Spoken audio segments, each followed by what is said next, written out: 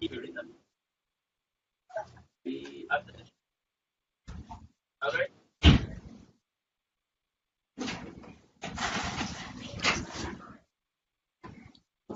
the damn door.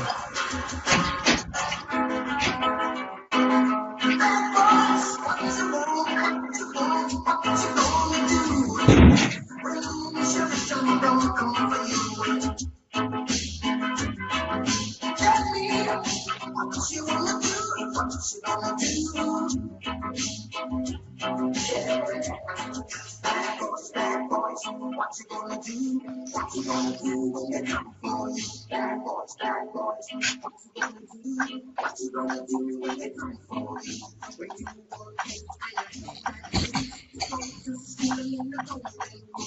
So come on, you acting like a bloody fool. If you get hot, then you must get cool. Bad boys, bad boys. What you gonna do when they come for you? Bad boys, bad boys.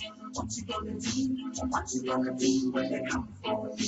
You took it on that one, you took it on this one, you took it on your mother and you took it on your father, you took it on your brother and you took it on your sister, you took it on that one and you took it on me. Bad boys, bad boys. What you gonna do? What you gonna do? Bad boys, bad boys. What you gonna do? What you gonna do when they come for you? Bad boys, bad boys. What you gonna do? What you gonna do when they come for you? Bad boys, bad boys. What you gonna do? What you gonna do when they come for you? Nobody now giving no break. Police now giving no break. That old soldier man not giving no break. That even I now giving no break. Bad boys, bad boys. What you gonna do? What you gonna do when they come for you? Bad boys, bad boys. What you gonna do? What you gonna do when they come for you? Bad boys, bad boys. What you gonna do? What you gonna do when they come for you? Bad boys, bad boys. What you gonna do? What you gonna do when they come for you?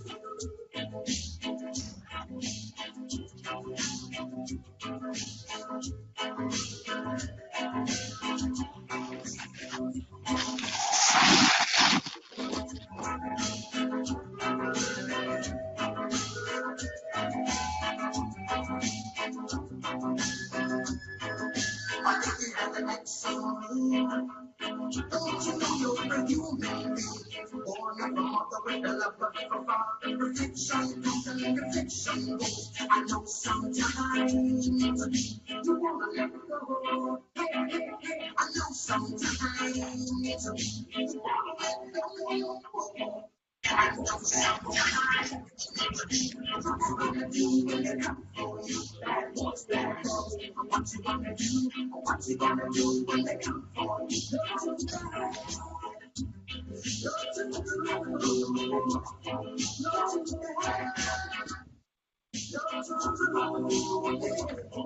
Bad boys, bad boys. What you gonna do? What you gonna do when they come for you? Bad boys, bad boys. What you gonna do? What you gonna do when they come for you? You took it on that one, you took it on this one, you took it on your mother and you took it on your father, you took it on your brother and you took it on your sister. Bad boys, bad boys. What you gonna do? What you gonna do when they come for you?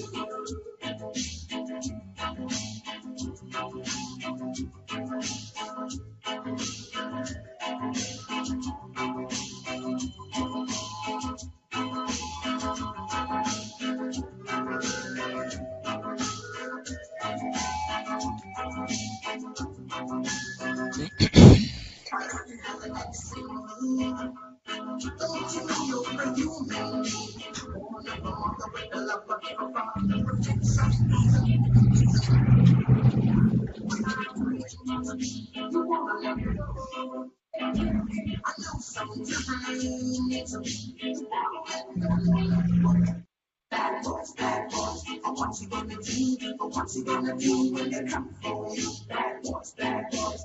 What you gonna do? What you gonna do when they come for you?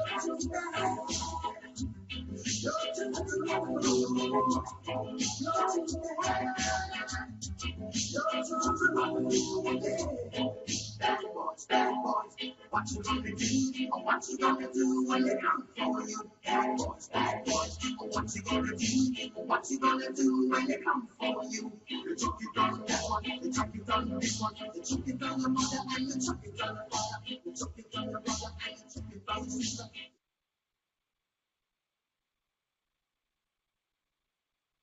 All right. Good evening, everyone. Can everybody hear me?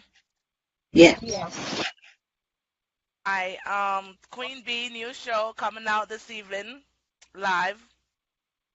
First we have Queen Bee and the Five Elements of Truth, which is Dion, which is wood, Bev C, water. At first, Dion is in Connecticut.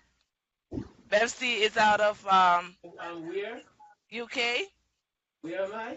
Cheryl Fire, which is out of Washington D.C. Michelle Wind, which is out of New Jersey. Barbara Air, we are out of Canada. And Sophia Earth. Sharon. This is Sharon. Yes. okay, and Cheryl Fire, out You of did. Washington D.C. All right, welcome everybody. Queen Bee here.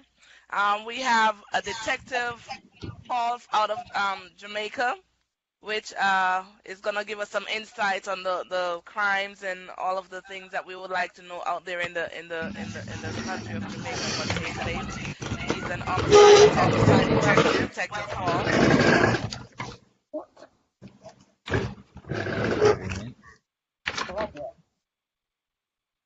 Hi. Guys, don't move. Go ahead. All right, we're starting off with some questions from each and every one. Welcome everybody in the room. Thanks for coming in, tuning in, like and share.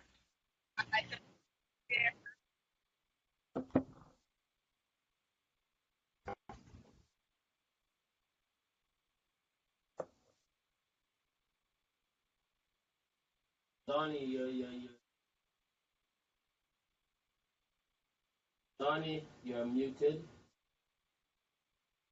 Yes, I kind of muted mine for a second. Give me a second. Bless up yourself, Cynthia. All right, guys. We can start out with our first questions. We'd like to go ahead. We'll go ahead with Bev C with our first question to start off for the evening to Mr. Paul. Okay. Let me see which one I'm going to choose. Right. Are they hearing me? Yeah, they're hearing you. He's hearing you. Go ahead, Bev.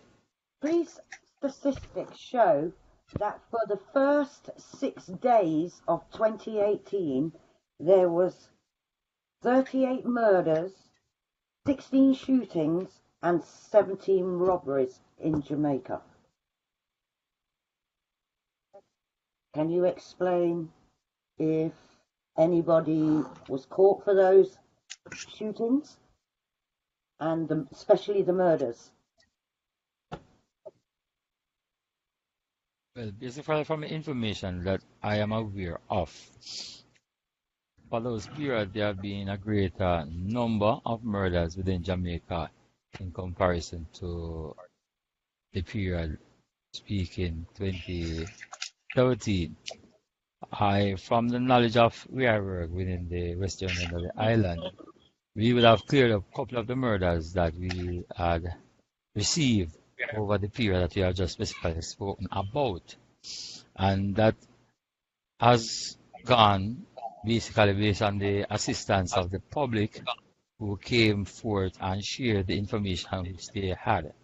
In terms of the amount overall in the island that was cleared of the 31 murders you are referring to, I can't give you the exact statistic as to that.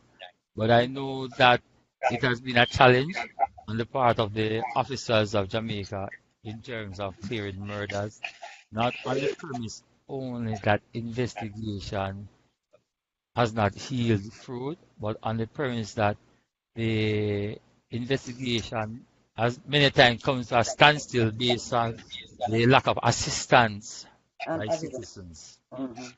So as a result of that, we might be limited in forensic tools, mainly like where the American persons are aware of when they speak about the CSIs, and probably in England when you talk about in Scotland Yard.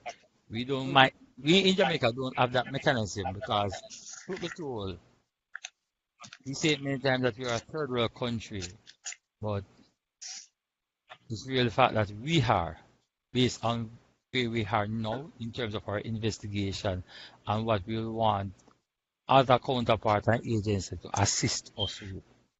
It's getting there, and I hope and trust that within the near future we'll have the mechanism so we can utilize them in terms of clearing up the crimes at a more faster rate than what is happening in Jamaica. Okay. Okay. Thank you.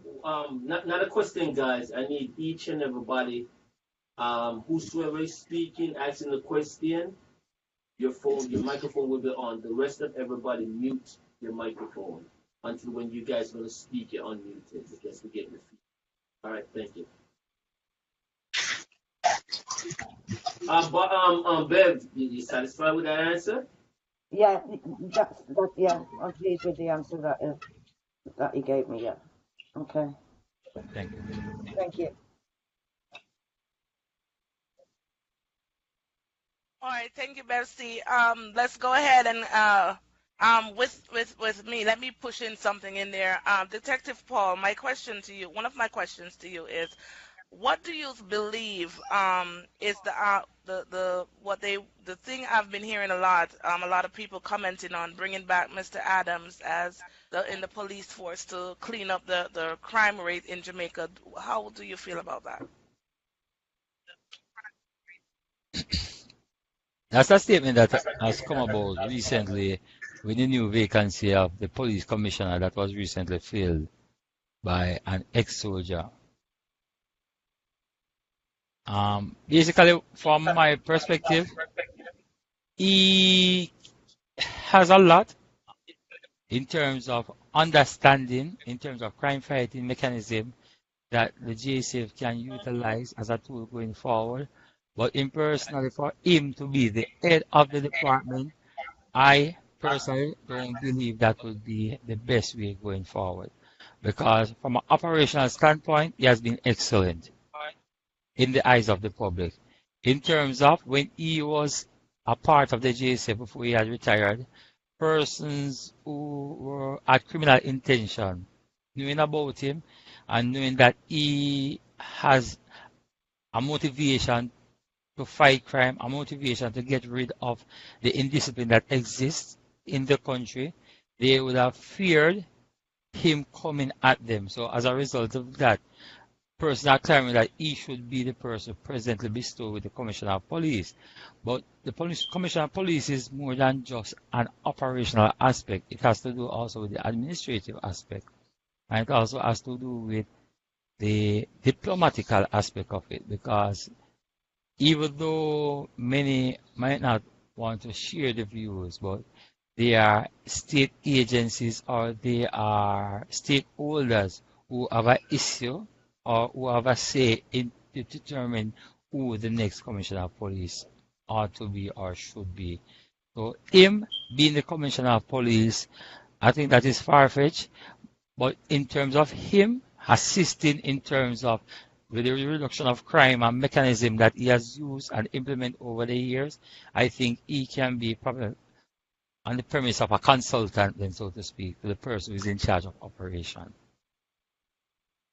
Mm,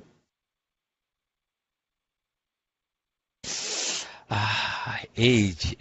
Lonnie, we did not get your question. You were muted. It's mute. In terms of him being too old. Let me see now. Him being too old to be serving. Well, they say that they have up until the age of 60 to serve, and he has surpassed that. So I believe that is one of the reasons why he will be where he is. That is in retirement. However, I believe that those, when you attain certain rank within JCF, it's basically contractual payment for a 3-year period. They are not really assigned to the JCF, but they are contracted to be an officer of the JCF. So he still can come to be a part of it based on the regulations and stipulations from Service Commission, but I am very much doubtful that he will be reinstated as an officer to serve in that capacity at this time.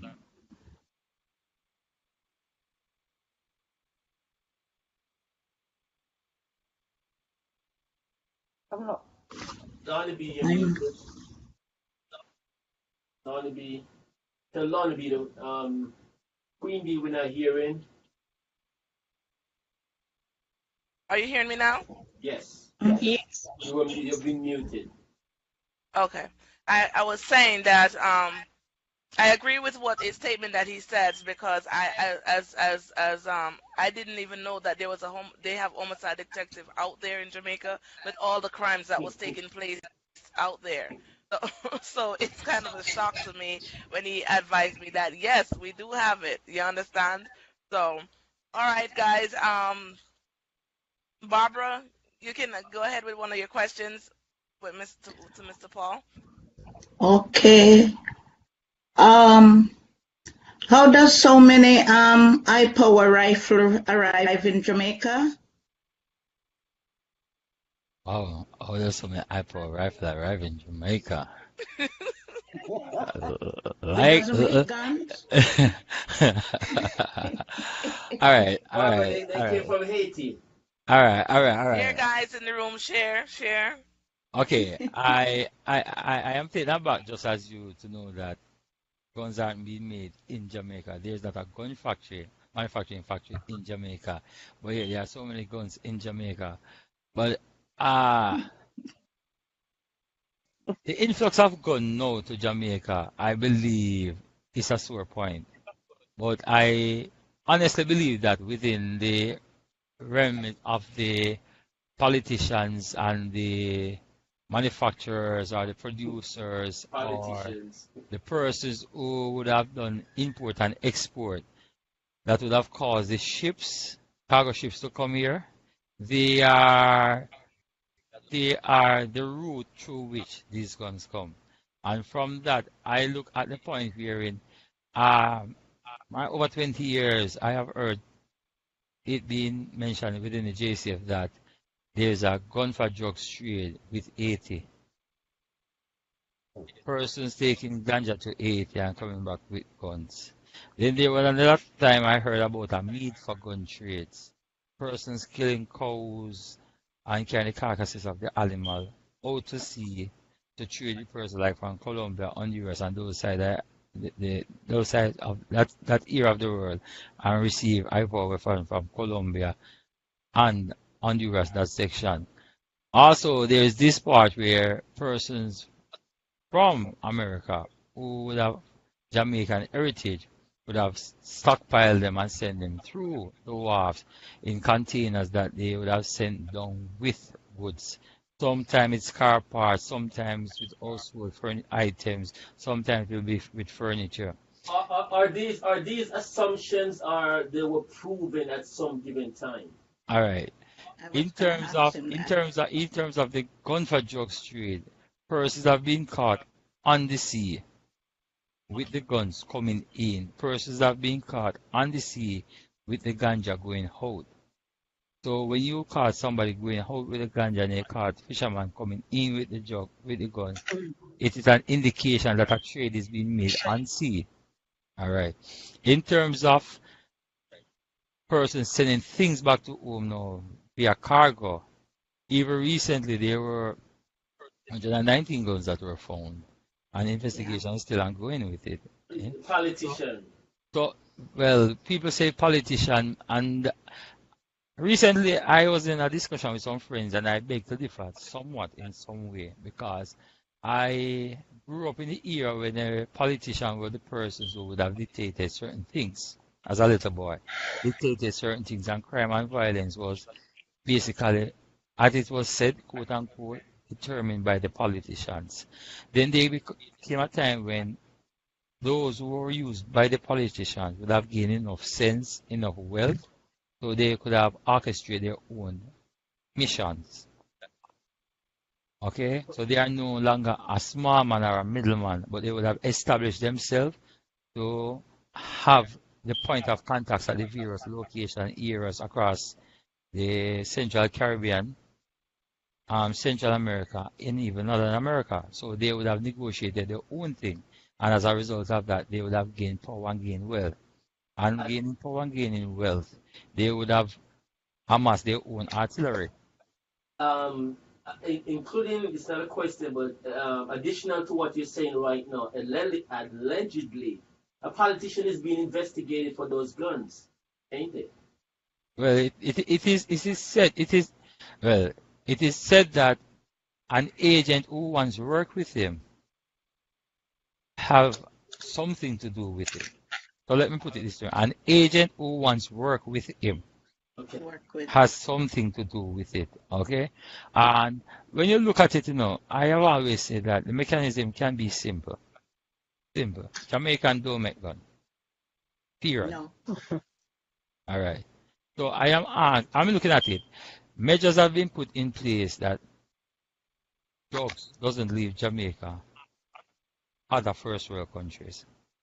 If you go to the airport, they put in stringent measures to screen, to scan. Back in the late 90s, early 2000s, when persons were going to England and they were swallowing cocaine to go to England, they implemented many apparatus in the airport, and they went on and have a lot of training of sniffer dogs and all of that, because they don't want the gun to leave the country on the route to England because of what it was causing in terms of in London itself. And I've always looked at it and said, all right, yes, they are doing that to stop it to come to the airport.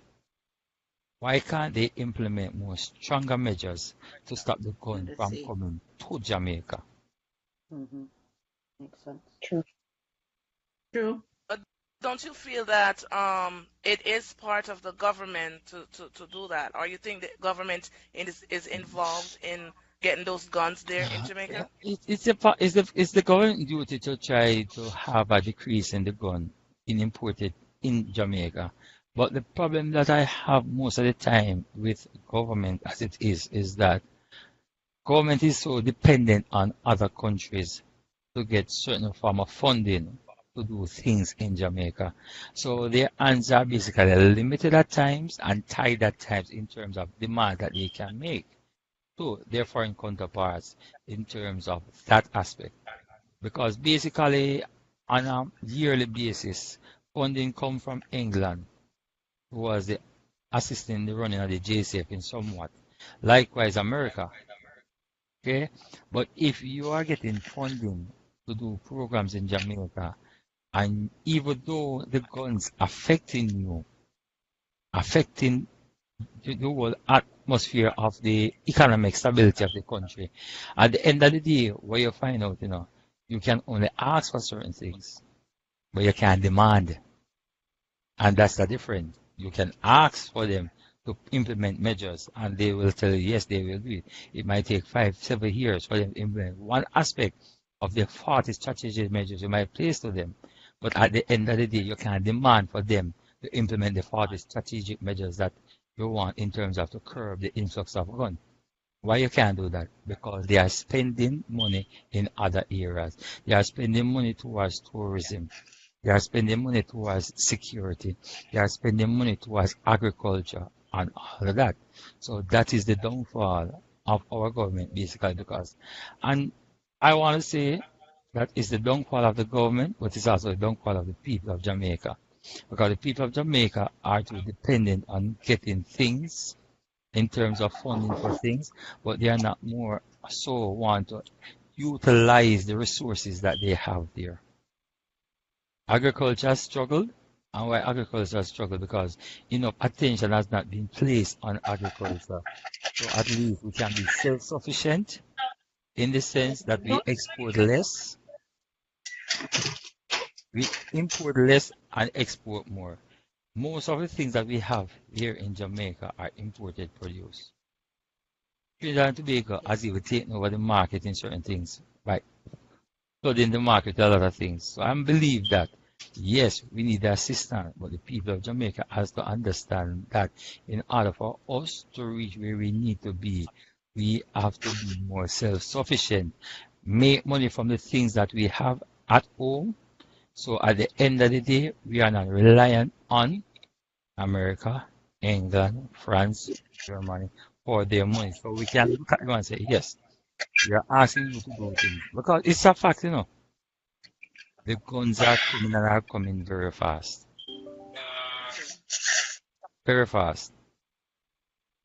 If I ask many of you who would have experienced Jamaica at some point in time, when you were in Jamaica, Kingston was the hub for the criminal activities. No criminal activities exist every parish in Jamaica. Everywhere. Every parish. That's true. That's true. Every parish. Nowhere in Jamaica can say that they are safe. I was telling somebody, I think somebody last night that yes, last night the safest parish, two parishes I believe in Jamaica to date are Portland and St. Thomas. Wow. True. I got a question Less for you. crime. Yes, go ahead. You finished, Barbara? Yes. Okay. Detective Paul, as a homicide detective, you leave in your house every day for work. When you get to work,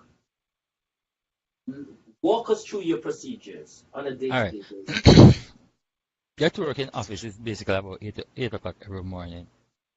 And dependent on the state of the mind of a man with a gun, I might be called out for a double murder investigation. Because my team really deals with double murder, multiple murder in the Western region. Okay? So I'll be called out to a state of a double murder, probably a triple murder or a quadruple murder in Western Jamaica. And when I go out here with a team comprised of 4 or 5 of us, and when we go to the scene, first thing I can say there are many disadvantages going to the scene. In comparison to if there's a single murder, like happened in England or US, Canada, Germany or France, single murder you probably see about 50 to 60 police. Sometimes I say about 20, depending on how rural the place is. But that is the difference. In Jamaica, when you have like a double, I use double for the time period, and I go to that scene. Normally, certain expectations that you would have wanted is not there. Because based on the SOP, it is for that scene to be properly cordoned off and secure for the investigator when they come.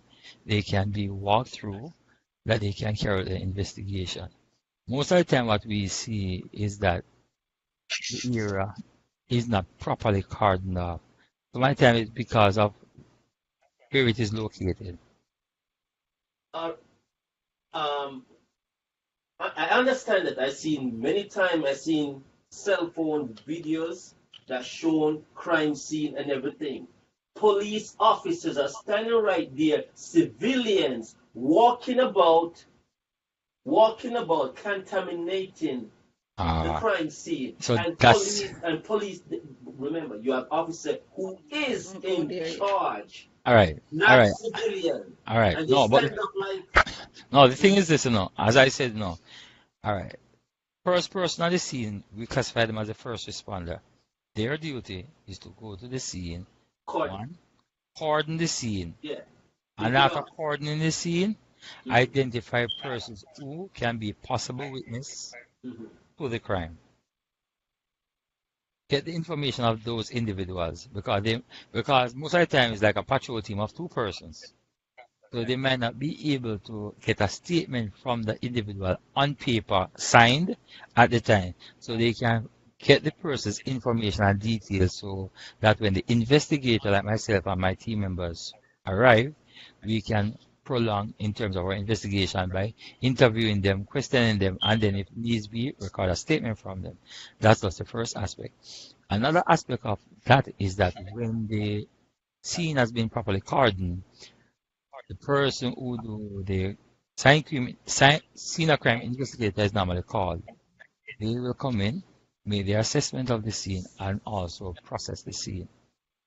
That's the difference. That's the challenge again. When you look at CSI Miami, CSI Los Angeles, and New York, what you will talk about processing a scene that takes a lot of time, right? Jamaican processing a scene, it takes time, but it's very limited in terms of the material evidence that can be derived at the scene. Challenge, more than one. I have seen CSI Miami, they talk about ear follicles found at scene. Think about the difficulty of finding an ear follicle at a scene. Yeah, in Jamaica, that's impossible. Huh? That's impossible for now. Aye, that's for now. Okay, so think about Jamaica now in terms of investigation. All right? After you would have carried investigation in certain aspect of the crime, because after the process of the scene, then the body has to be removed, taken to the hospital. There goes a challenge again, because there was a time when a certain principle was done in terms of how you process the body. Now that has changed. Recently, some documentation was written to heads of department within the JCF from, how would I say, agents from another country, indicating, outlining to them of some shortfall in relation to a matter that the JCF was investigating. And they would have indicated that they wanted to assist in some training. That is good, because the training that is there in New York, Miami, Los Angeles, Washington is very different from what is in Jamaica, because funding is a big problem. And take it from me, when I'm saying funding is a serious problem, because most of the things within Jamaica in terms of the crime fighting mechanism that has been implemented, all right, the funding come and it starts good. And guess what happened after a while? The funding is cut. So because of a reduction in fund, you'll find out say the things that we are supposed to have constantly, we have to sparingly use them over a period, because we are not getting them in abundance like before. And it's just a fact that I can't speak too much, but I can tell you say that is a big major problem that really it doesn't help us in investigation going forward, it more cripple us. The next thing in terms of investigation to a crime scene is that when we go there, we have a walkthrough of the scene. We observe the scene of crime person as the investigator do their processing of the scene. At the same time, we are mingling with citizens or who is at the location. The term we use, we call it canvas. We canvas the area, see if we can pick up information that can assist the investigation. There are times based on the volatile era we are in, we might not be able to speak to persons directly. So we have to utilize measures and means how we can get to persons. I have been to areas where persons tell me say they can't talk to me. Can't talk to you now because if I speak to you now, I can be dead tomorrow. Yeah, because they cannot trust the officers them. I'm going to get to that. We are going to talk about that. Don't worry yourself. But at the end of the day, when they said that, here, we still have to try to find a way to get to them. I always try to walk with my business card. And there are times I will also have to leave my business card, hoping that they will call me at another time. But guess what? There are times I might get a call, there are times I might not get a call. And we always make appeals to the media. The persons know that without the information from them, there is not much we can do in terms of solving the crime, which is a fact. Because whereas in England, America, and some other countries, they can use forensic evidence in solving a crime. Jamaica, which is very limited in that aspect, won't be able to solve most of their crime based on forensic evidence. Recently, the DNA Act came into play, and they are working their way out. They are going to utilize it within the JCF as a tool going forward. Okay, so we are hoping that with the new DNA Act, it can assist us greatly in investigation. I heard you say something, 555, in terms of persons saying things, and then at the end of the day, it go against them. Yeah. I have heard that from my little boy till now. All right. Okay, I've heard that from my little boy till now. I'm not disputing it, but what I will dispute is, all right.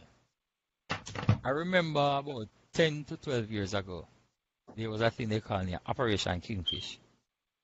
Yes, I remember that. All right. Presently, there is Crime Stop. There is 811. So I'm saying, if persons don't want to speak to an officer up front, don't want to speak to an officer in the street, there are mechanisms and ways that they can get the information across without identifying themselves, that the officer can use the information that they have and go forward.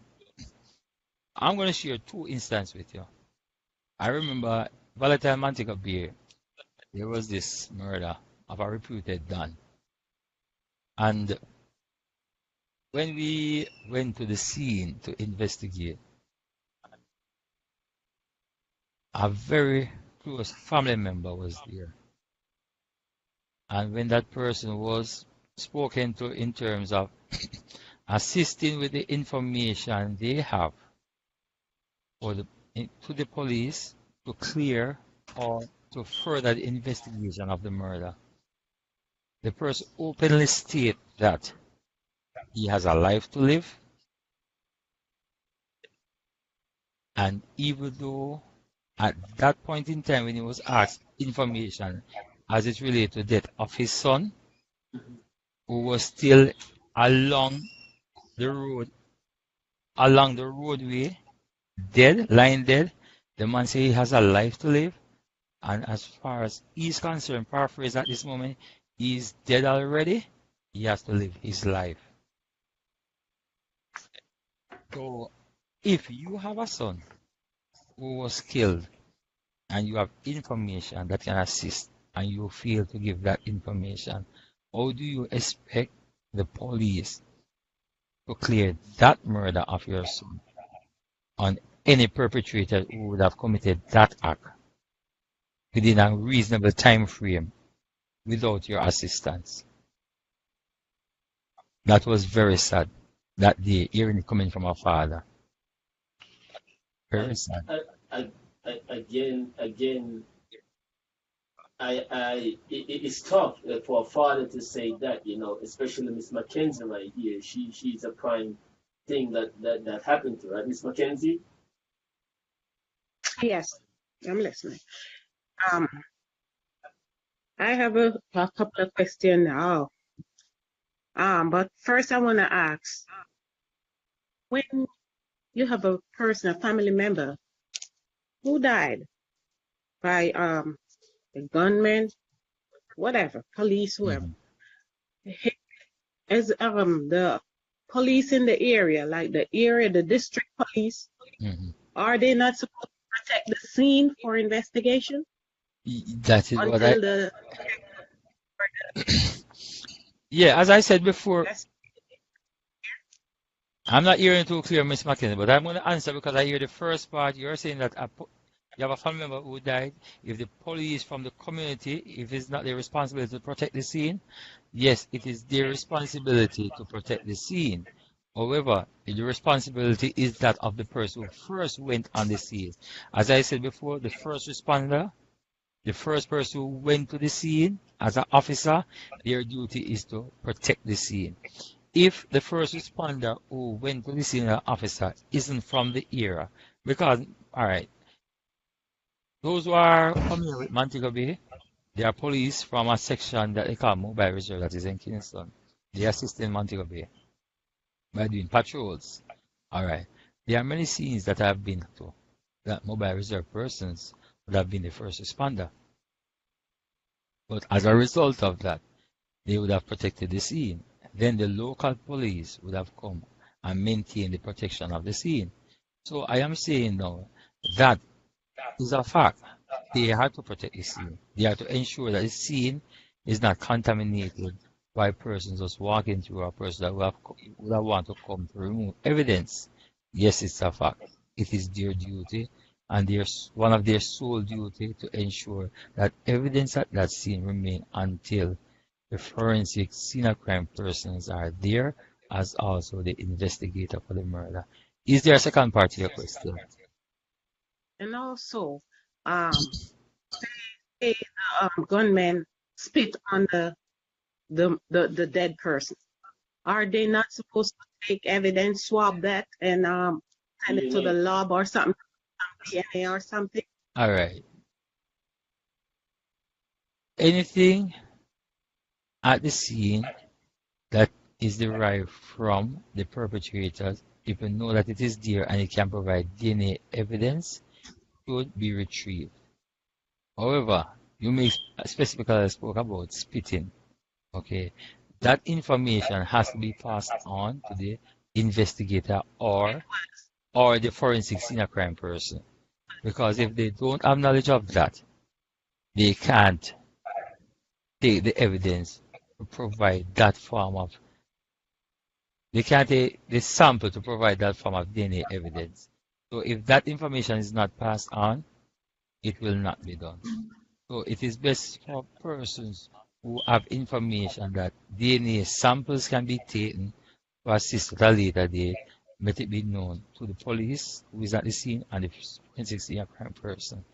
Problem I have though, DNA Act has been passed, but now the situation exists that if you take a sample from a scene as it is now and send to the lab, there's going to be a challenge.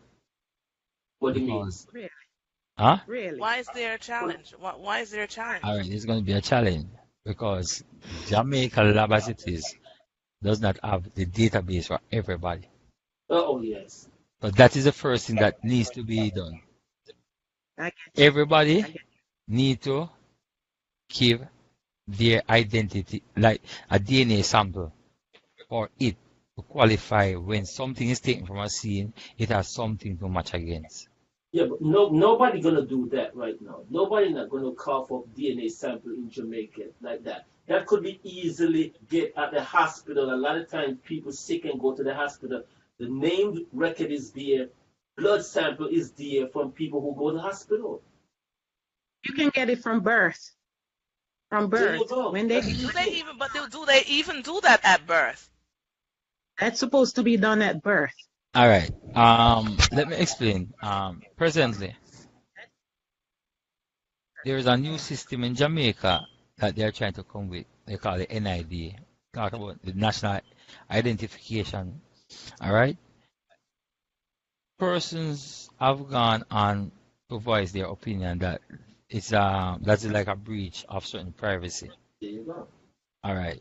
And what I'm trying to make you understand, is that I'm going back to the DNA. DNA samples of everyone should be made available. Yes. Okay. Even if they utilize the records at the hospital, I can guarantee you that persons will not have their DNA in the registry. Wow. Right. They say you can't do business in Jamaica without a TRN. But many persons have done business and still doesn't have a TRN. So I'm saying until the flaws in the system are fixed, and the only way for the flaws in the system to be fixed is this. I believe this is it. Here, have everybody who is alive and kicking that lives in Jamaica conform to giving their sample to the registry. Good luck on that. No, about triple five. Triple five. I do It's agree just, with you, it but solves he probably just won't crime. It solves, but then again, just like this stupid system you guys have there, you as an officer, you can't. If you pull your weapon and you fire it, you could liable in getting locked up.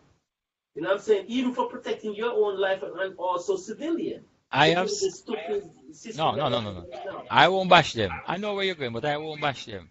I said recently, last week, I told somebody because I've been always having discussion here. I'm actually in two groups, two school groups, high school groups from back home, and they always bash the cops, and I always try. It's not to defend, but I always try to tell them that whatever the cops are doing, hmm, as far as I am concerned, and whatever measures or oversight body that they are bringing in to look at the cops and their action, as far as I am concerned, it doesn't affect me. And why it doesn't affect me? Because my years of experience have caused me to understand the things that I shall do, the things that I must do, and the things that I can't do. That even a friend of mine said, I am working with black and white. And at the next stage, he's saying, the black and white can't work at all times. So come back to what you are saying now. Listen, it is the duty of every officer to understand his responsibility. And the responsibility that he has here to undergo on a daily basis is a simple one. First and foremost, try to ensure that he can protect himself. And after he has protected himself, try to ensure that he protects the life of every citizen that is within his space. Okay? So his space can be his general surrounding. His space can be Jamaica. Because you can protect a citizen in Jamaica by making a phone call. So even that. But when you have the agencies that they are set up, monitor, overlook, and watch, the problem that I have with agencies, I suppose, is that they will sit in an office, they will look at the action of a police officer, and they will critique it, whether in a positive way or in a negative way.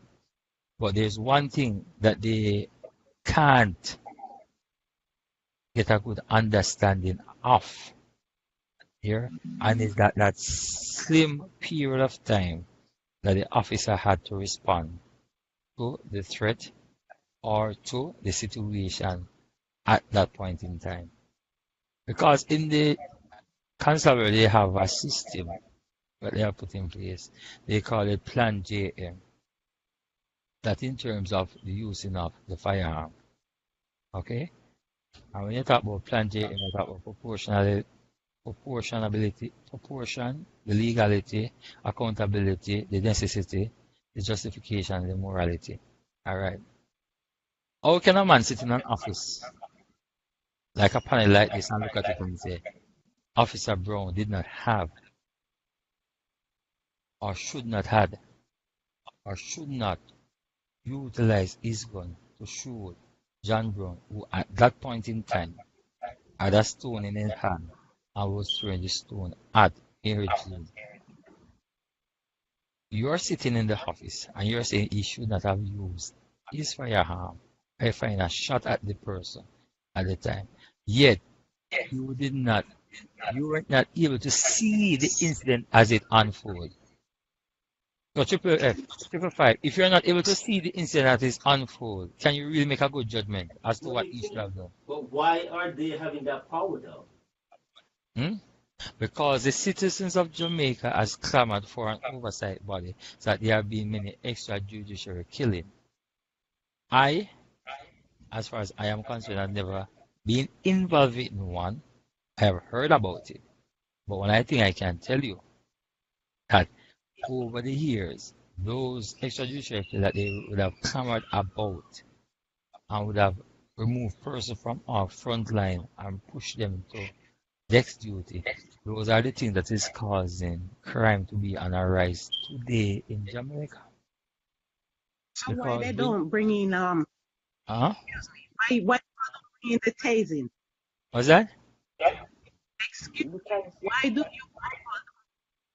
like you use the taser gun or something, instead of shooting a person who is throwing a stone or That's shooting at a person? All right, Madam Cheryl. All right, all right, Madam Cheryl. I'm gonna say some. I'm gonna share something with you. I think about a week or two ago, there was this video of a man in Montego Bay. He would have used a bad word, which would have classified as a misdemeanor offense in Jamaica. An officer was right there. And the officer would have indicated to that individual that I am going to arrest you. He asked for what? The officer tell him exactly what he will be arrested for. And at that point in time, the officer held on to him and he flashed the officer off. In the video, the officer took out a baton and swung it at him. Hit him on the lower part of his leg, just above his ankle, and his leg break. And I saw the everybody made a video. big fuss I about it. saw You the saw the video. video? Yeah, I saw the video. All right. Yeah. Persons were asked, persons were saying that the officer himself should be like charged and he should be removed from frontline No, duty. no, But I no. am saying, I said, even my group, I said that basically the officer utilized what was given It to was him. justified. It was I am saying justifiable. if in America an officer held on to a man and the man flashes the Mhm. officer and off him, and the officer did that, what would have happened? But they are saying it's not supposed to happen. I will empathize with the man who got a broken leg, without a doubt. Because if I wouldn't, I personally never wanted to reach that far. But guess what? In Jamaica, it is best for you to resist the police, even if it's a simple thing. Because it has a misdemeanor. All you had to do was went with the officer, take the arrest, go to the station, go to court, and you would have paid probably not less than $500. And release his own recognizance too, right? No, think about it. Goes to court and pay probably $5,000, and that would have been a misdemeanor, not a criminal. Yes, that's true. I, So I those are can the, go those ahead. are the things that we have to deal with constantly. I can tell you about instances where I've been out there where shooting at my occur before, and it's just like within 2 seconds you have to respond. I would like those oversight body persons to come. I remember once there was a clipping on I think it was TVG or JVC when Give the members page, guys. when members of Indicom went with the police in the Rockford era In depth, yeah. and a barrage of gunshots were fired. And their next outing with the police, they were all fitted with Invest. bulletproof vests. Who can remember that incident? I heard about it, but Yeah, man. They went first, and there was a barrage of shot. The next time they went to the option to go with the police out there, they were fitted with bulletproof vests. Okay? Indicom as forensic persons who would have worked with police, not work, who would have gone with the police when they are investigating police actions. If you see the quality of tools and apparatus that they go with in comparison to what the police go to the same scene with, you'll be amazed. believe it. You'll be amazed. A lot of change can be made. A lot of changes must be made for us to get the best out of the JCF. But I believe, from my personal belief, it is not in the heart of many for the changes to be made. Because some person will suffer financially, some person might end up in prison. So as a result of that, persons will just do what they can do and let it remain where it's Mhm. at, and people suffer daily at the hands of these criminal elements.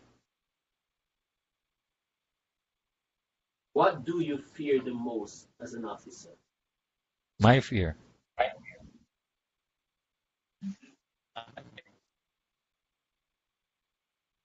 Do you oh, fear mostly civilian or your own squaddy?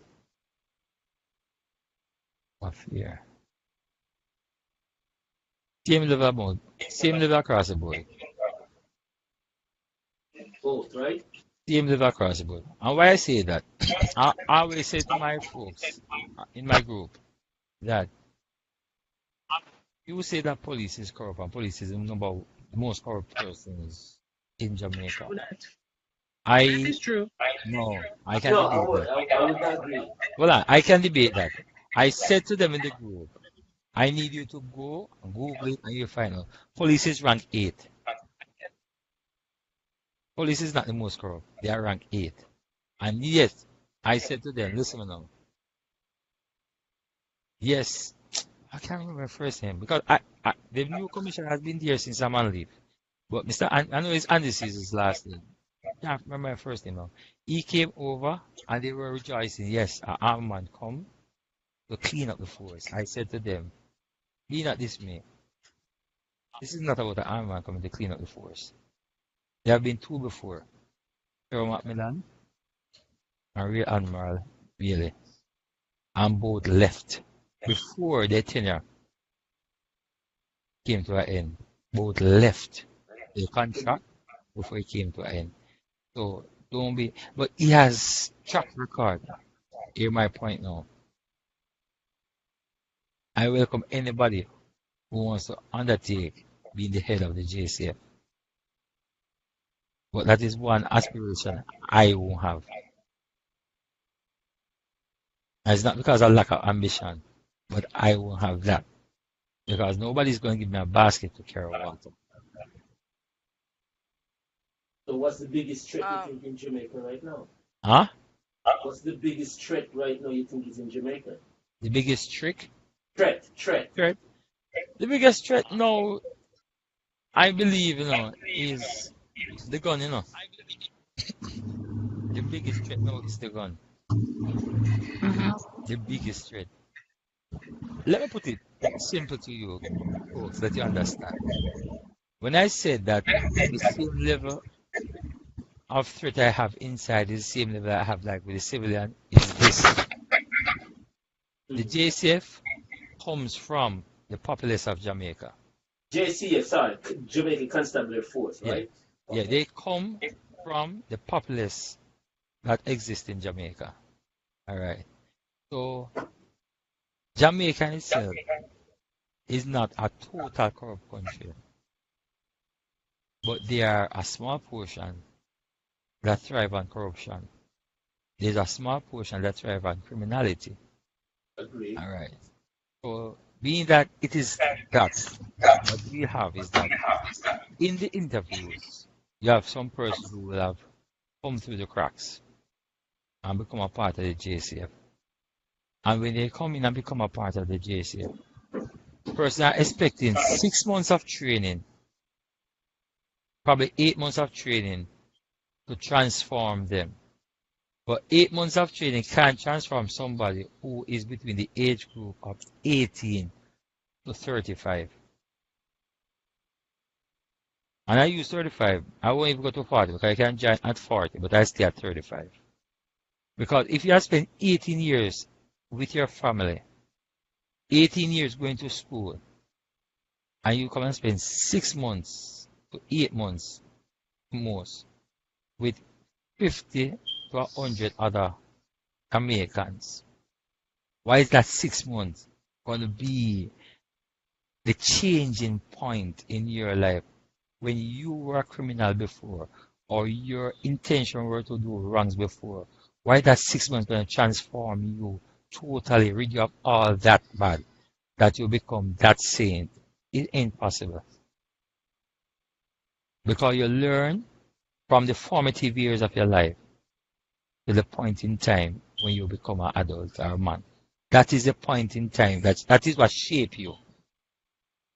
So if you're not shaped properly in that period, why is it that person are expecting the 20-year-old and the 30-year-old men and women that comes in that would have committed things, probably not criminal activities, but who that have committed things that are not morally correct then before, to be doing things morally correct now after 6 months of training? Is that really possible?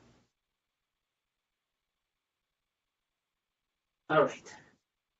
As a homicide detective, Mhm. when and where is your jurisdiction ends? All right. I have jurisdiction within 4 parishes: Westmoreland, Hanover, St. James, and Trelawney. Got to say, my office is in Trelawney, which is the safest of all. Yes. It has its trouble with homicide, but it's the safest of the 4. Hanover, Westmoreland, St. James, they have been St. ruthless. James. No, Hanover, Westmoreland, St. James have been ruthless for the last 2 to 3 That's years. St. James more so topped the island in terms of murder rate for the last, I think, 3 years. Yeah. All right. My challenge now is that there's a state of emergency in St. James. Or what they call it, enhanced police presence in St. James. And while the enhanced police presence was in St. James, Westmoreland started to rise. All right. No, I was being here. I saw a text that came that there's a state of emergency in St. Catherine North.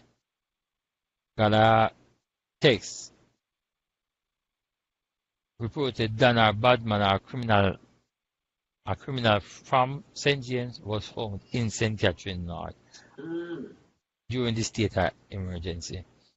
That is a challenge that we face in Jamaica, wherein criminals travel across border. Another challenge, wherein criminals lend gun across border. Len. Yes, lend, rent, trade, anything. A gun will involve in one crime in Westmoreland, involved in one crime in Hanover.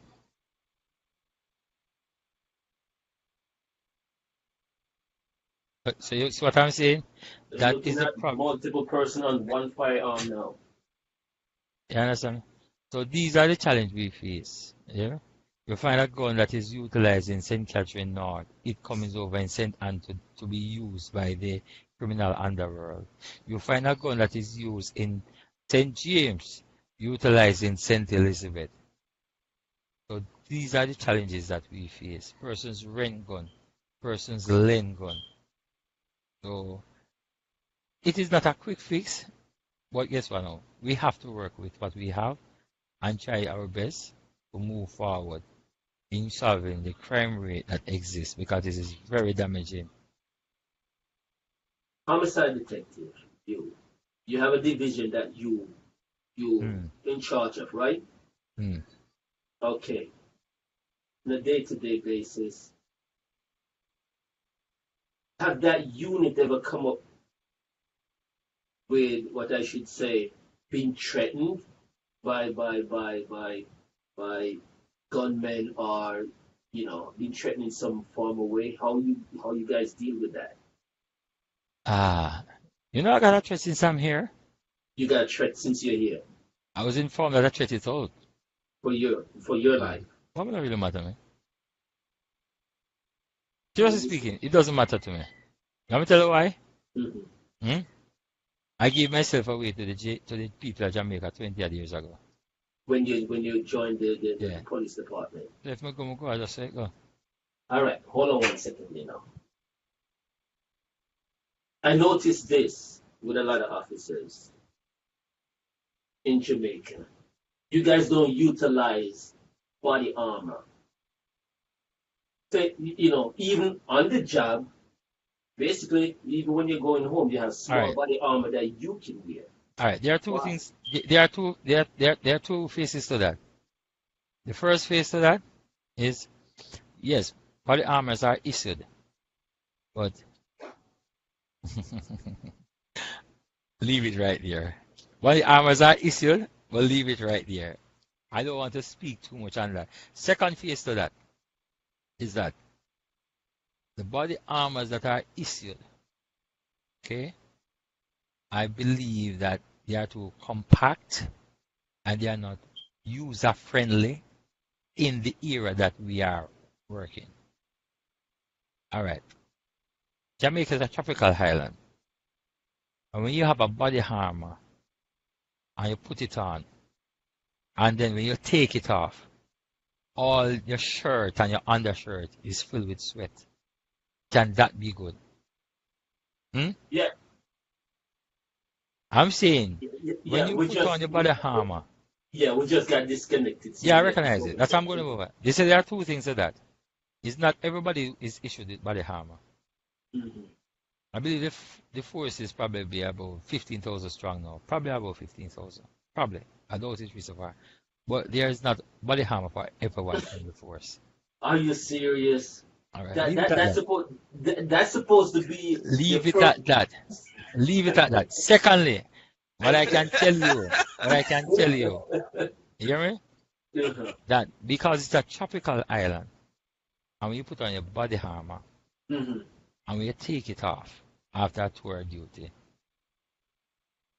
I know. I wore one. I wore one for it was what 5 years. The summer is the worst. that's why I'm All thinking right. they can build them more user friendly. Okay.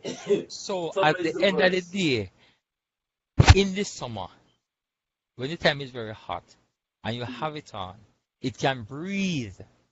Mm. They don't feel that stickiness on the body when you takes it off. I personally have one, and I've worn it mostly, I think it's twice. I was going in two volatile areas. As a result of that, I put them on. I put that, but it doesn't make sense for you. All right, I'm in my white sleeve shirt, my tie. I'm probably a sweater like what you have on. Okay? So I'm in my white sleeve shirt, my tie, and a sweater like what, not the long sleeve sweater, but Mhm. those, the vest sweater. Yeah. All right. How can I wear a body armor when I'm going down the road? But you have to go home tonight. Huh? You come first. You come first. Then who you patrol for? Remember that. You are the first person right there. You have to go home to your family. You come first, no matter what. So Yes. your life means something. Um, But they're not seeing it like that, are they? all right. If you've got a um, Laura will share something exclusive with you on Yeah. another day. I'm going to leave an exclusive information with her, and she share with you another day as it relates to body armor. Okay? Okay. Something very exclusive another day. But as we say, yes, we have to protect ourselves first. But if they don't have enough, what are we going to do? That's another claim. Government has but they not should given us have enough enough. Yeah, money. yeah, but even when you get it, you don't utilize it. So I don't Huh? see that. You have it, but you don't utilize it. As I said, the situation does not, Okay, Russ. the heat in itself, it does not make it comfortable wearing it for I the know. 8 hours or the 10 hours you're at work.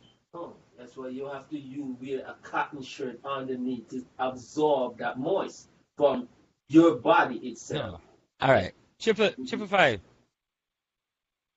My shirts, whenever I wear a shirt, I have to have on the cotton, what you call undershirt underneath it.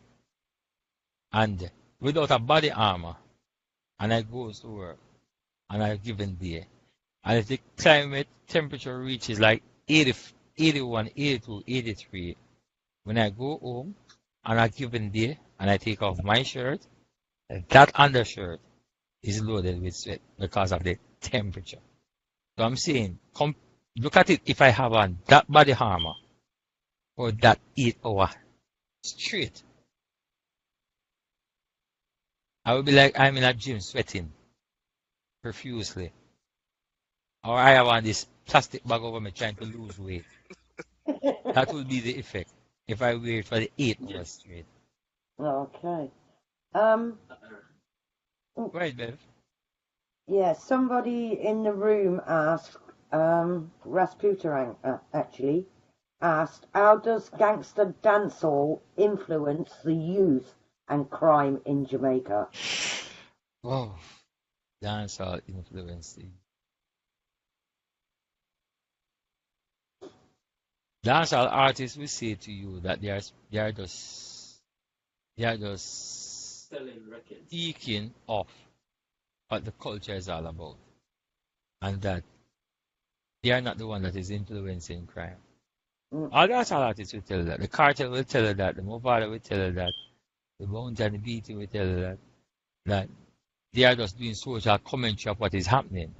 However, from the perspective of the police or security, and from the perspective of the business interests, they will tell you that it is as a result of the lyrical context of the entertainers that are driving crime up. Okay. Yes, they will tell you that because they will tell you that. Statistic proven, right? Huh? That you're saying statistic proven, that. Yeah. Well, I'm. Or is just your assumptions? I want to try to figure. I'll stay away from the statistics as proven it, but I will utilize based on my experience. Based on my experience, right? And why I say that? Why I say that is that if a dancehall entertainer honestly plans to make a living from DJing, singing, and he believes that he can go a far way, like a Shaggy or a Bob Marley or one of those prominent persons who are plays a part. Why do they need an entourage of persons around them whenever they travel?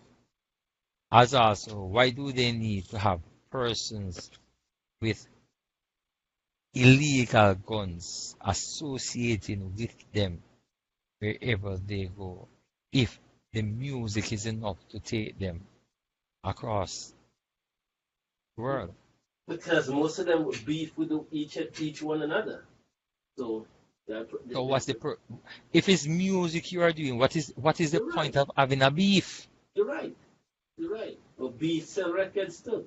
Beef sell records more. No, but the beef should be a structured one where you as an artist, and I'm against you and you're against me, we understand that the beef is that what push our popularity, and the beef is what push. So we understand that the more we beef is just for the media, but not for the reality.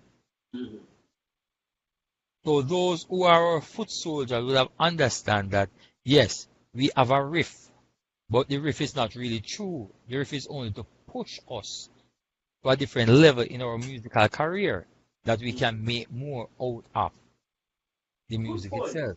Good point. Starting off example, Bounty and Beanie back in the 90s, early 90s. But they are still good friends. And they're still good friends. Now it's totally changed. You have Shabba and Ninja back in the days. Have you ever heard of them physically doing arm and stuff like that to each other? But they were great rivalry. So I believe that the beef and the rivalry can exist in music, and it is good for the music itself. Here, but when you have the entourage who doesn't understand the business aspect of it and look at it as a personal thing, that is when the crime starts to.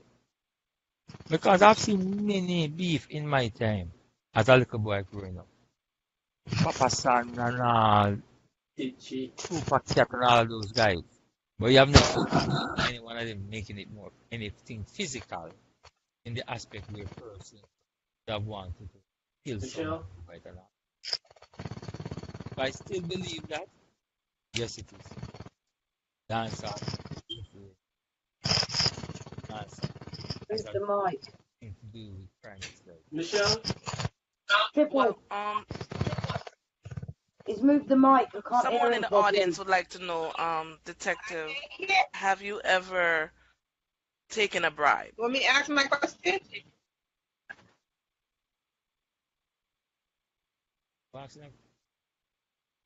You want to ask a question? Triple, I'm not hearing him. Yeah, I'm hearing him good. It moved the thing a bit, the microphone. Right? Are you hearing me now, Bev? That's better. I can't hear. Michelle, you hearing me? Michelle? Michelle. Yeah, go ahead, Paul. Detective, someone in the audience wanted to know, have you, as a homicide detective, have you ever taken a bribe? Homicide How are you gonna detective answer taking a that? bribe? Wow, if I'm gonna sell my dead case, then better I'll be dead. No, but no, seriously speaking, if I am there to Answer the investigate Paul would have who, answered the question. why you say triple? Me said, if I was you, I take bribe. You think me they definitely say yes, I take bribe. Who asked a question like that? Because No, you no, not no, even no, take bribe from Someone nobody. asked no, the no, no, no, question, no, no. But Like triple five. you. The thing is this, no. The person said, as an homicide detective, Mm. have I ever taken a bribe? But I'm looking at it now. If I am entrusted to investigate persons who were killed by criminal elements, all right, and I'm supposed to take a bribe, not to investigate them. It's best I'm dead too. Because But at some point in time, the family members of those who are killed must want a closure to their matter. And at the point in time, if I sell that, how will they get closure? yeah, but just like other officers, they don't give a shit. No, man. You have to have morals. That is the problem with You Jamaica. you have morals. You have morals. Not all squaddies have morals. Yes, You but that is the understand? problem with Jamaica. People need to have morals. People need to understand that at first they must feel comfortable with whatever they are doing, knowing that if somebody has done the same thing to their family member, they wouldn't like it. Yes, Michelle. Bless up yourself, Muhammad. Thank you, darling. Michelle. Michelle, do you have a question for the detective? She not here. Michelle. I'm not hearing her. Michelle.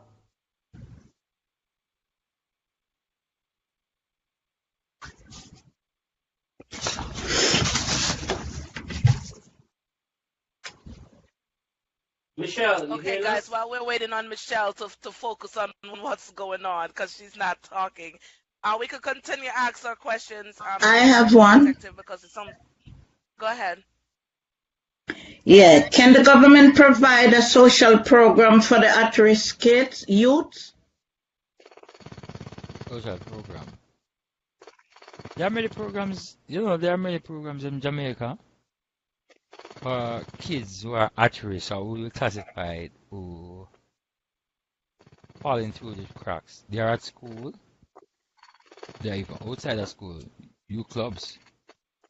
You understand me? That is one that the police has put in place for children who would have fallen aside for them to join youth clubs. You have youth service where, well, and the challenge I have with that slash at risk is that in Jamaica today, when a program has been implemented for a certain set of persons, like at-risk kids, you normally find a very small amount that takes the opportunity to be a part of that program. You find, say, for you to get a large number, you have to force persons to be a part of it. And when I said force, I mean you literally have to force them. You have to tell them, say, yes, I know that you are going to challenge and you are. It's like, if you don't be a part of this, we are going to do other things that can affect you at a later date. Because there are many programs in place, But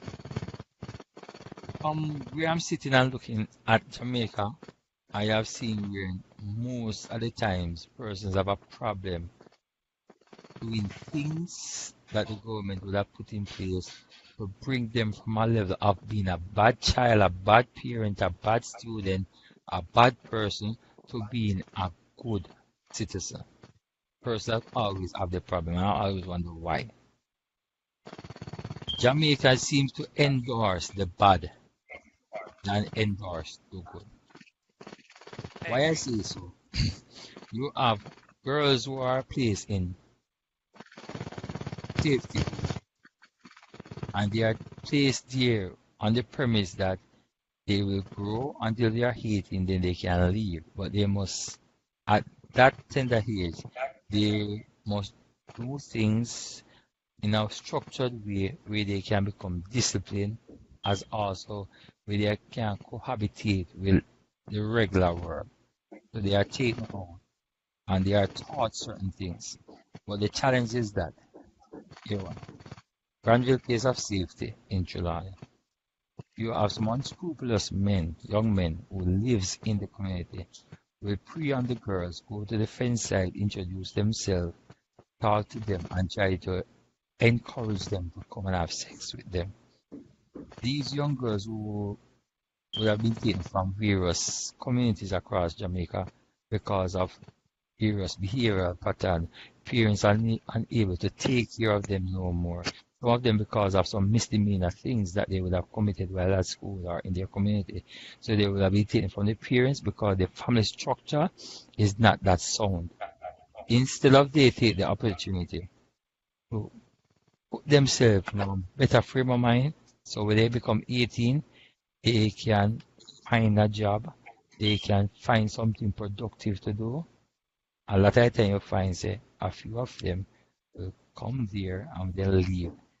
They are unable to even get a suitable work. And classes are offered there. Some of them when they leave there before the time period and they leave there to live with man. Some of them get pregnant whilst being there. So they are programmed, but it's just that a lot of Jamaicans, when the programs are offered, they don't understand the importance of them who benefit from the program. They see program as a distraction, a program as an hindrance of them establishing themselves as a man and woman. I don't want to be a part of that. So why don't they educate? Why don't they take the time out to educate these people on these programs that they're implementing? You mean why don't the government educate the mass? That will. What is the reason that they're putting these programs there for these young girls? I mean, you can't just throw something at someone and not explain the benefits of it. No, but for them to be enrolled in the program, persons who are interested would have gone through the administrative process, and the administrative process would have shared or informed them of what it's all about. But guess what now? Alright, we all went to school when we were young. Okay? Many of us can remember high school years. Even though we know that at the end of the high school year, it is for us to gain subjects, or for say in the American, it is a diploma in high school education. In Jamaica, 6 subjects are GCE. But at some point in time while going to school, what do? We slack towards the program. We spend time do some things because we are becoming a man. So we say, all right, I have a 5-year program. So, I can spend a term or 2 months out of the entire year and just slack off. You understand me? But yet, when it comes to the time for the examination, we are expecting, I have not done enough. So I have to push myself now to achieve and a high grades in education. And most of the time, who you operate through the 5-year program is actually what really come at the end as a result. If you are focused for the 5 year, you get a focused result of some A's and B pluses. But if you slack off, like I remember I slack off in high school at some point in time, so I couldn't get a B plus. You understand? So it's just the same thing in life. If you slack off the ring for a period, you will fall short at the end of it when it matters most. And when you go through a program with government, it is the end result that matter. You learn from the program and use that as stepping stone and rise. And that is what most of the Jamaican are not doing. All right. So, can I ask, what motivates you to become a homicide detective? You know, it's not a matter of motivation. I was there in St. Anne Division, and what happened is that I was basically The paycheck. finished with the basic policing because I had probably about close to 14 years of basic policing at that time, and I saw in our daily weekly bulletin the one person had fraud, made application, the one person had that time it was MIT. That's the term they use for homicide, major investigation task force. Mr. Les Green from England, he was the one who came. He was then the ACP in charge of crime. He structured that department and bring it to the fore. They always had a homicide department, but he restructured it and brought it to the fore because of the amount of murders that was in Kingston. So I saw in the circle, our daily weekly circular, ad for fraud and MIT, and I placed for both. I went to do the fraud interview, wasn't successful because I was not prepared. But I did not really make it that way because about a week after I went to do the homicide interview, and I went there and I spent 4 years there, and then I left and went back to a different location to work. Spent a little over a year and a half there. Then I started work with the team I'm working with now, and I'm there. Now, do you feel being an homicide detective out there in Jamaica, is that a fulfilling career for you, or do you just do it just because? I believe it is a fulfilling Hey, good. aspect in terms of our working now for me because I have seen results that are encouraging. Because we are having good results there, and it is very encouraging. However, I look forward to go in another era because I am winding down now in terms of my time with them. So I'm looking forward to going to another era, see if I can at least broaden my horizon a little bit and have a little more details in terms of era served. So whenever I leave, I have a broader understanding of various sections of the JCF that I can impart to somebody who would have thought about being a part of it. So at least I probably want to have about 5 to 6 different eras so I can tell them what it's all about so they can choose as to which would be the best for them to go into at a later date. Yeah. All right. All right. Cold cases. Sometimes here, a case, and you know what I mean by cold Yes, I case. do. Yeah, all right. And maybe 10, 15 years down the road, one gun may end up in California from New York. And from previous crime, whatever, that same case, it led from, as you said, weapons travel all over the parishes, stuff like that. No, you have been in the department. Do you ever have a cold case that you guys reactivate because of a certain weapon that is you guys found out that it's moving now and doing crime? There's a case that came to the view, our office view late last year, has to do with a murder that we were dealing with that it in itself has it to do with a case of a couple of years before. And when I say it, I mean in terms of a firearm hit, we classify it as IBIS. IBIS hit down here. Okay. So there's a case that came to the fore where the said weapon was used in both cases. But that's a good information. but there are still challenges in terms of where that weapon is. That weapon is assigned, from our understanding, to a particular group what we classify as gang. But to say who has that weapon, or to say that the weapon has been found, no, we can't say that at this moment. But yes, the weapon was involved with the matter a couple years ago. That which would have classified as a cold case. Investigation would have been done on that, and there was no breakthrough. It has occurred that that said weapon was used in our matter just as recent. I think it was late last year. They are thinking about that 3-4 years ago. The same weapon coming back before late last year. That's something that we have in Jamaica. It's not a constant thing, but it does happen. Now, do you agree that there should be fear of visiting tourists to visit the country at this time? A fear of getting killed or robbed in the country at this time. Let me say now, in terms of an alert that was placed recently to citizens of America in terms of visiting Jamaica, I will never understand that from a perspective of a Jamaican, but I'll try to understand it from a perspective of the government of the United States, that they have to protect their citizens wherever they go.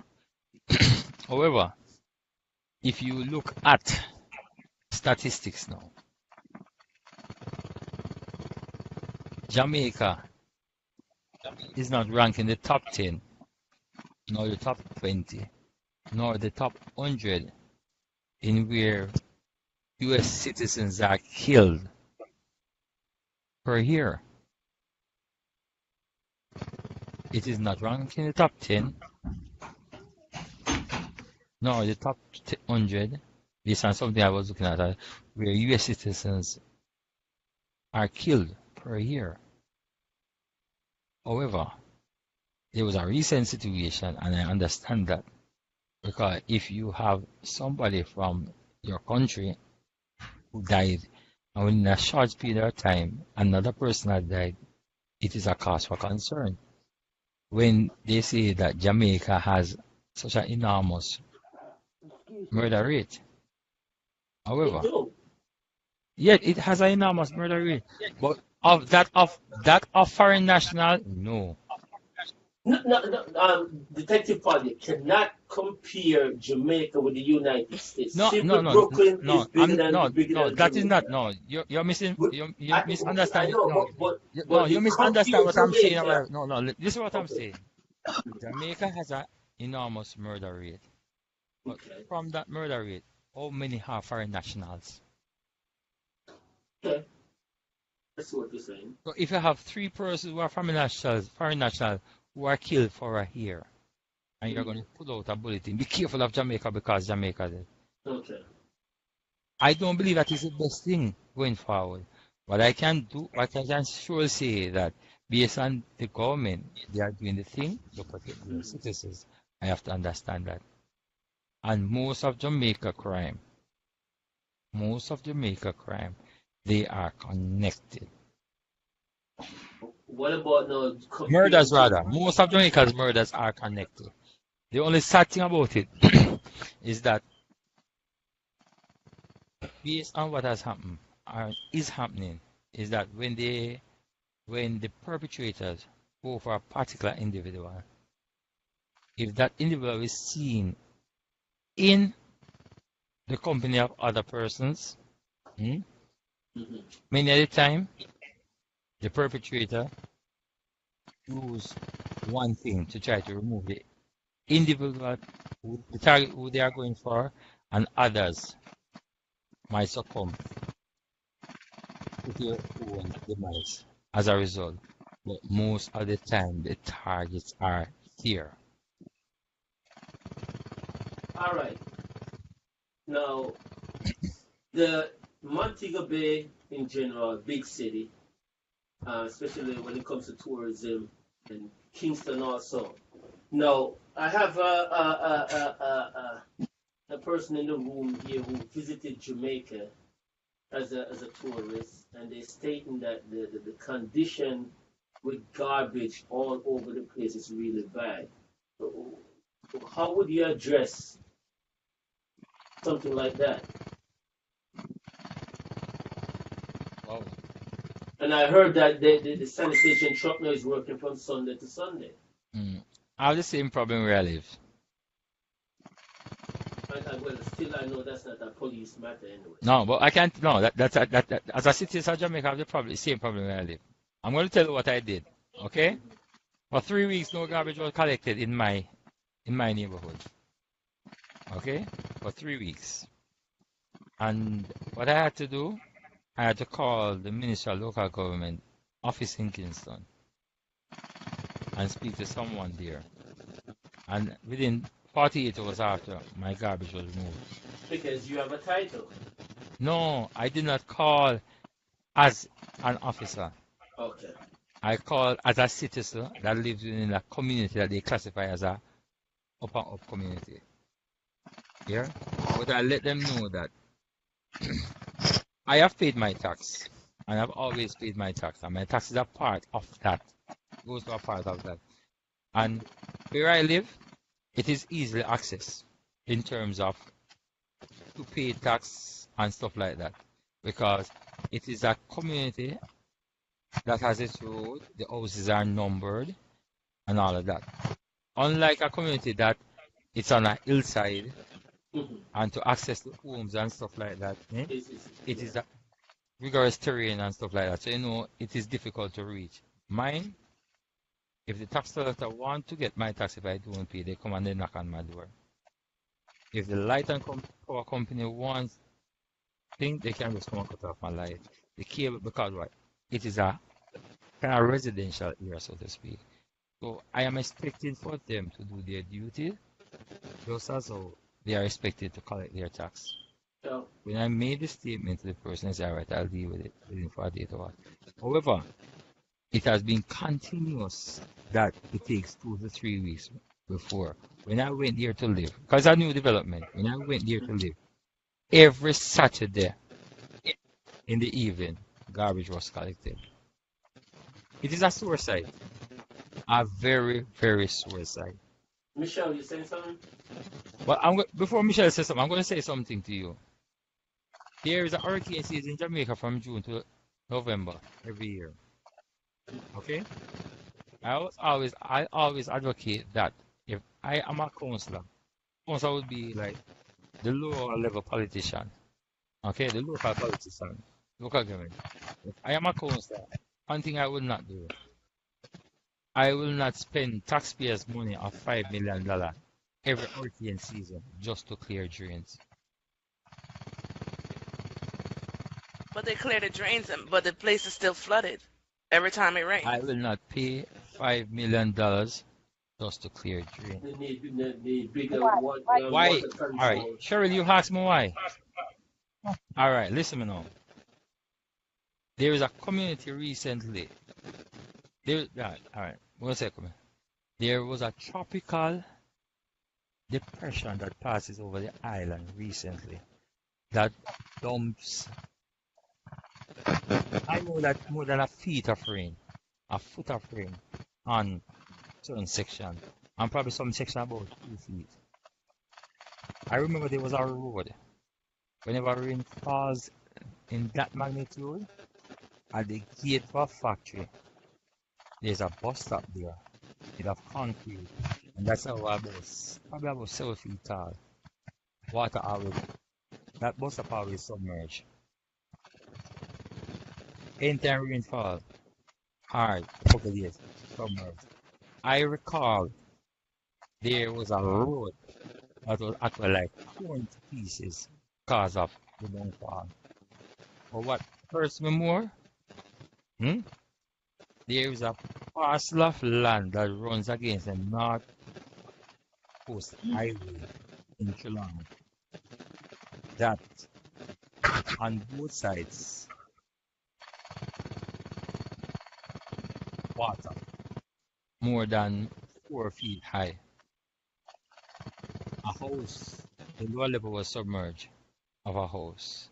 First, the ground floor. On the left-hand side, that water over 4 feet high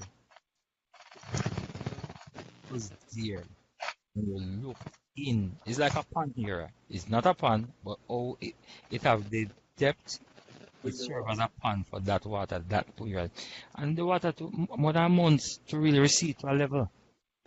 But if you go there now and you ask 1,000 students to assist you to take out these bottles,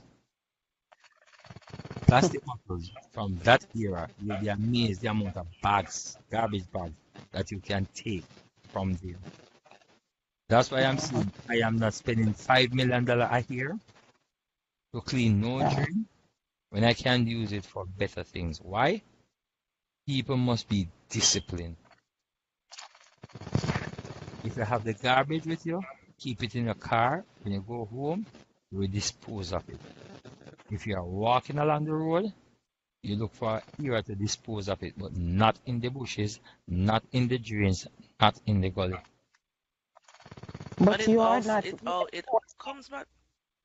Repeat that, Cheryl. Go ahead. But you guys are not reinforcing the discipline because you're not disciplined. If I know a lot of time I'm traveling, going St. Elizabeth on the and I see people throw trash out their vehicle and stuff, and you see police around the corner and they're not doing anything.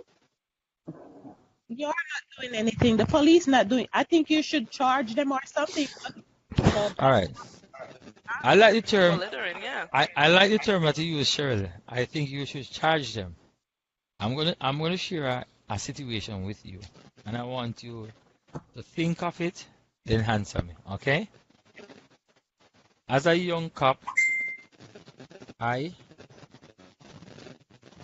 took the shine off the ball by doing some simple little arrests.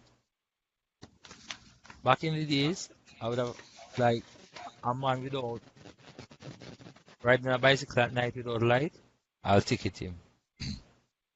Okay? A man that uses indecent language, I'll arrest him and give him his own bail. A man found with an ounce of ganja, I'll arrest him, give him own bail if I know him, and stuff like that. Then there come a time when I said, why? Why should I arrest a man? First of all, why should I lay hold of a man? Call for a vehicle to come for a prisoner, because he has now become a prisoner, to take him from the town center to the station. Then go to the station, make an entry into the station diary. Then, if he is offered bail, for me to write up the bail forms and give him his bail, then I'm going to write my statement. Then I'm going to pull out the number one information, which is what which is what you present before the court of the offense that he has committed. Okay? And then he is taken before the court. And when he comes before the court, the judge charging $100. 100 Jamaican dollar? That was it at the time. Tell me now, all that I did, is that sufficient for somebody to be charged $100? No. That don't make sense. No, no They're sense. tearing down the country. I am saying, you call a car, and come and take the person to the station. You have to write a paper and give him to go. Send off documents to the court and then charge a person $100? But why don't you why don't the government, not you, like reinforce it? Say for instance, for dumping, if you are caught dumping trash in the bay or in the sea or in the river or whatever, you are cut 5,000, Jamaican dollar. If they're taxing people like that, it would be sufficient to give back to the country or to the All right. community. Let me explain something now. We will talk about increasing the fines All right. I saw a document recently. It's like a draft where they wanted to the new Road Traffic Act, and when it started to circulate on WhatsApp, persons started to clamor and make a lot of noise. Why? Because of the exorbitant fee. All right.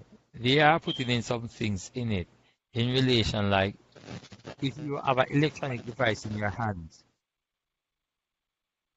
$10,000. If you have the phone, like electronic, that's a phone. If you stop, I'm trying to check, can exact tell you. In terms of the phone, if you have the electronic device in your hand, it's like $10,000.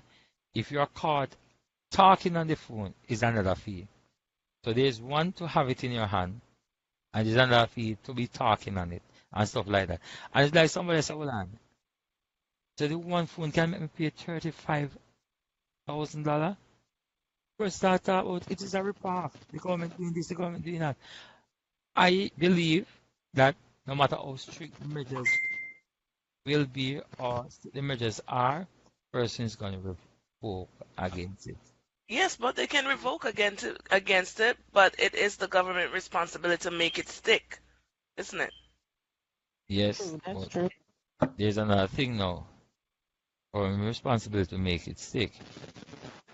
But is it fair for you to make laws and at the end of the day, the law doesn't have teeth to deal with it? The law cannot bite. There's a law in Jamaica that they decriminalize ganja. You know what everybody is saying? That ganja has been made legal. And no matter how they run ad on it that it is decriminalized and not legalized, what I've discovered, even the baby at high school, they are walking around smoking ganja. Because it is decriminalized, and what needs to be done is that the police need to issue a ticket for the persons to go to court. Just like a traffic ticket. Issue a ticket to who's selling it Hold and to on, who's buying it too but as let me well. finish now. The police duty is to issue a ticket. All right. Whenever any of you guys go to Jamaica or any connection you have in Jamaica, ask them if the police is in possession of any ticket book. No, the police don't issue no ticket. The police charge you on the spot. No, 500. no, dear. I am saying when a person have listen to me, when a person have ganja of 2 ounces and less, they are not supposed to be charged. What the law says is that you are supposed to be issued a ticket. And I'm saying from that law came into being a couple of years ago, there have never yet been a ticket book issued to the members of the JCF for them to write a ticket. So why they are not why they don't have the books As an right? advertisement I saw on the television, ask the government. You guys are the one who voted him into power, isn't it? No, but what I'm saying, that is the situation that exists. Oh man. No, think about it. How crazy it is. You are told to write a ticket, but there's no ticket book to write. The ticket. So where are the ticket books? I don't get it. I am confused. All right. Where are the books? I would like to answer where is the book? I've never seen one. So That's crazy. that's the craziest stuff I've ever heard. Michelle, I'm still yet to hear from you, darling. She's not hearing us. She can't hear anything. I am hearing you loud. Where's Michelle? Just- Michelle, any Michelle. question? Yes, what is your question? What is your question? Question. She's not You, here. Yes, She's not Michelle. here. Michelle. Can you hear me? What's your question? What's your question? Can you hear me? Yes. yes, we are Can you hearing you, hear but me? you not. Yes. Huh? Okay. All right. All right. Michelle. Michelle. Michelle? Oh, she's back on. Oh, all right, cool. Still there. She gone out to come back. Somebody wanted to know someone in the audience wanted to know if you believe into the what was the question? I lost it.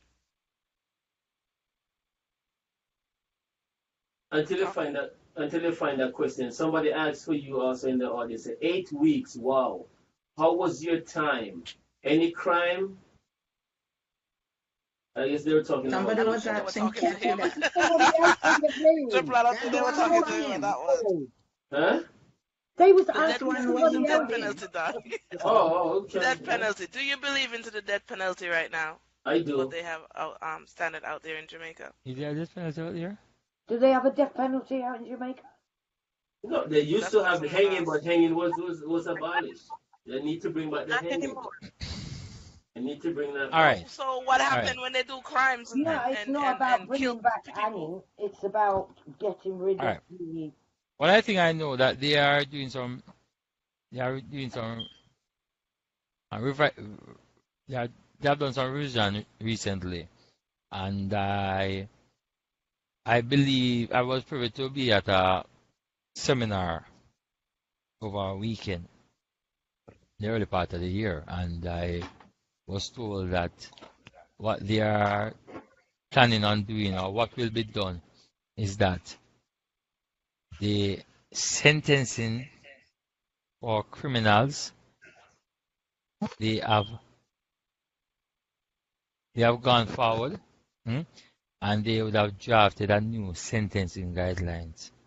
And at that time when we were told, it was refreshing to our ears as officers, law enforcement officers, because the sentencing guideline in Jamaica differs very much.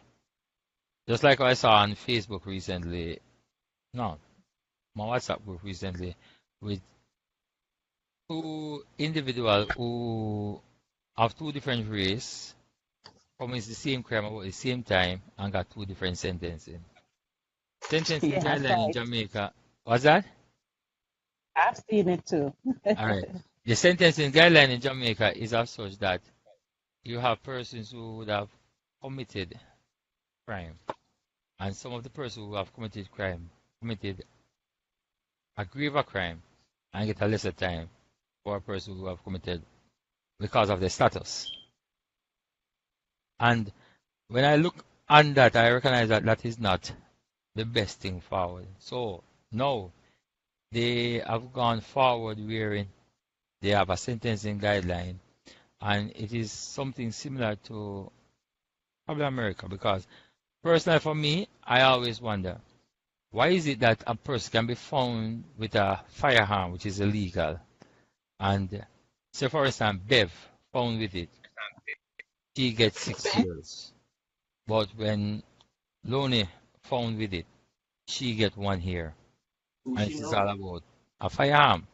So the sentencing guideline now, the judges back then always say is they can give up to a 20-year or up to a 10-year for a gun. Some give 2, some give 4, some give 7. They would have said that they are doing it in terms of the context of the law, because the law said if found guilty can have a maximum of 20 years. So if they give the person 2 years, they are still within the guidelines of the law. All right, the sentencing guideline that I went on, that they spoke about recently, it is clear. If you are found with a gun, you have to do a mandatory 10 years. Put that as a guideline. You understand me?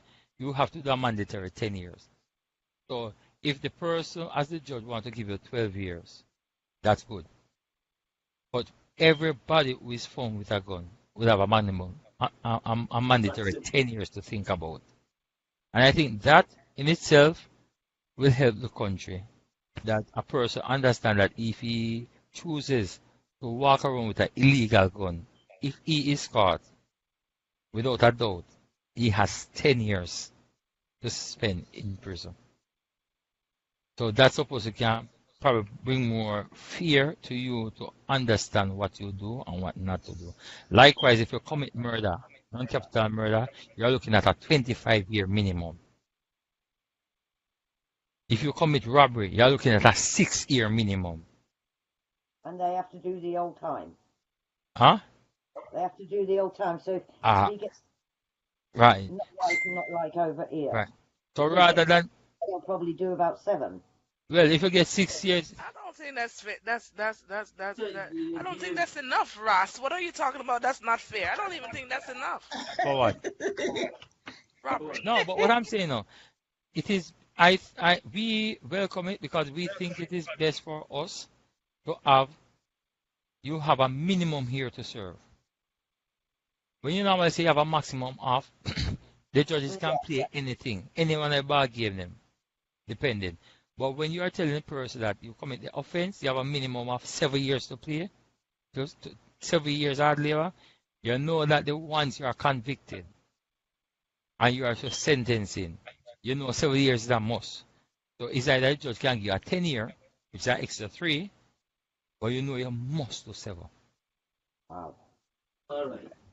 A question is being asked. Why does it take so long to go to court in Jamaica, and the police lost the evidence when it comes on for them to? Many issues. No, that's been purchased. All right. Many issues cause the case to take long in Jamaica. And one of the biggest one, as far as I am concerned, is the lawyers. The lawyers manipulate the system to the T. Yes. Really? And the next one, the perpetrators who are caught. Recently, there was on the news media where a accused man changed lawyer 10 times. Wow. And each time they are allowed to do that? Well, the Yeah, last of course, time when he of course, wanted to of course, change of it, course. the He's judge allowed. tell him that he's going to use that lawyer because the lawyer wanted to recuse himself. The judge said, no, you're going to stand. You understand? The thing is this, he has a choice of who to represent him. Yeah. But I agree. some of the judges might not understand or we will say understand, will not enforce because they have their own guidelines. They can enforce and tell them, say, no, you have changed enough lawyers. You have to do this now. Because you have to understand now, the lawyers do the thing to manipulate the system, as also the perpetrators. Lawyers, at times, don't want to face certain judge, so they wish, when it matters for trial, they will find another court or have another court date, and they pick and choose not to go to a particular court just in order for the matter to remove from before that judge and reach another judge. But there's a lot of playing field on that. All right. I got a 2-part question, but let me give you the first. But in terms of the loss of evidence, Mm-hmm. a lot of things can cause that. Some negligence and some natural. Because there was a matter I was told about that ganja was placed in our stores. And when the ganja was placed in the storeroom, rat came and what can they do about that? Really? Are you serious? Human rats are rat. No, literal rats. Wait. When the parcel was sent forth, you see all the nibble and there. And also the ganja itself. And the rat shit all over. No, I said, seriously, serious situation. What even convict the young man when he was saying, no, so my ganja stay, Your Honor. We find the rat and the rat the rest of the evidence. Oh my word! All right. Especially here, Detective Paul, especially here in the States, the prison system is one of the biggest money earned system for the country. All right, for the state wherever it is. What about the prison system in Jamaica? How the money earning part goes? Because here they build prison every other day, and it's a big Money earning. Do they give them labors to go out and do like those that are being jailed, or they're just eating taxpayers' money out there? All they do is sit down and enjoy life as far as I'm concerned. But But why is that? Why isn't there something I implemented am that when they commit the crime they can go out, they have to earn here they give them 25 cents a day or something like that, And they have to work their ass off. and But, they have to but work their ass off. all right. Why don't they implement something like that to benefit the country you're out gonna there in hear All right. Jamaica? you're gonna hear he Persons said who have push. been to the all right. You have persons who have been to prison and who upon leaving they would have attained certain things. Because you have persons who went to the prison and came out as a carpenter. There are persons who went in the prison and whilst in the prison became a businessman in the prison and came out and now operating a business. When I say business, not a business of concrete walls and stuff, but he has doing his own Illegal. little. Illegal. No man, what I mean, no man. I mean person who operates like in Jamaica you call it what would you call it now? A street Oh, okay. side Vendor. stall. Okay. Vendor.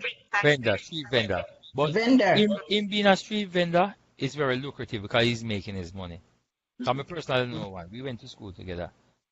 Paul and went to prison and came back and has been doing having a successful business, running his business and all of that. You understand me? So you have persons who have been in there and would have utilized skills learned there and come out and continue. You understand me? On those skills. Well, you have some who have gone in. They have not enrolled in any program to improve themselves than the program of networking. So when they come out from prison at whatever time, they utilize the networking to create a mayhem on the country. Can I ask you this, Okay. Detective Paul? Why is it like these are artists that went into the prison, they're able to continue recording inside the prison cell?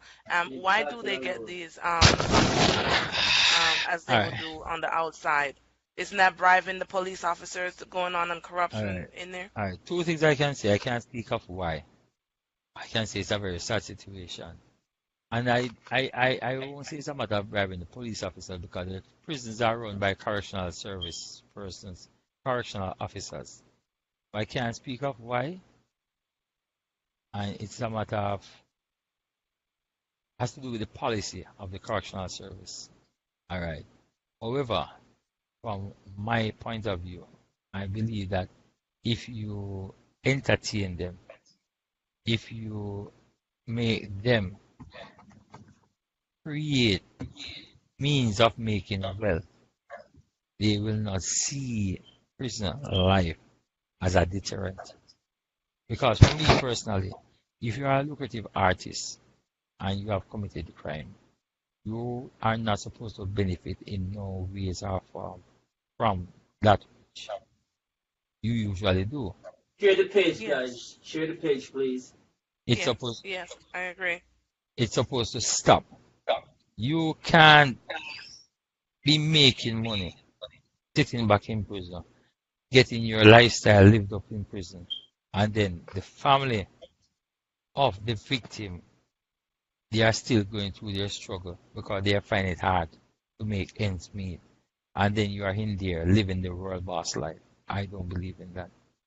I No, that's believe that wrong. all the When resources you go to that prison, you had should be cut Wants to off. be taken away. Yes, yes, yeah. yes, I agree. That's my belief.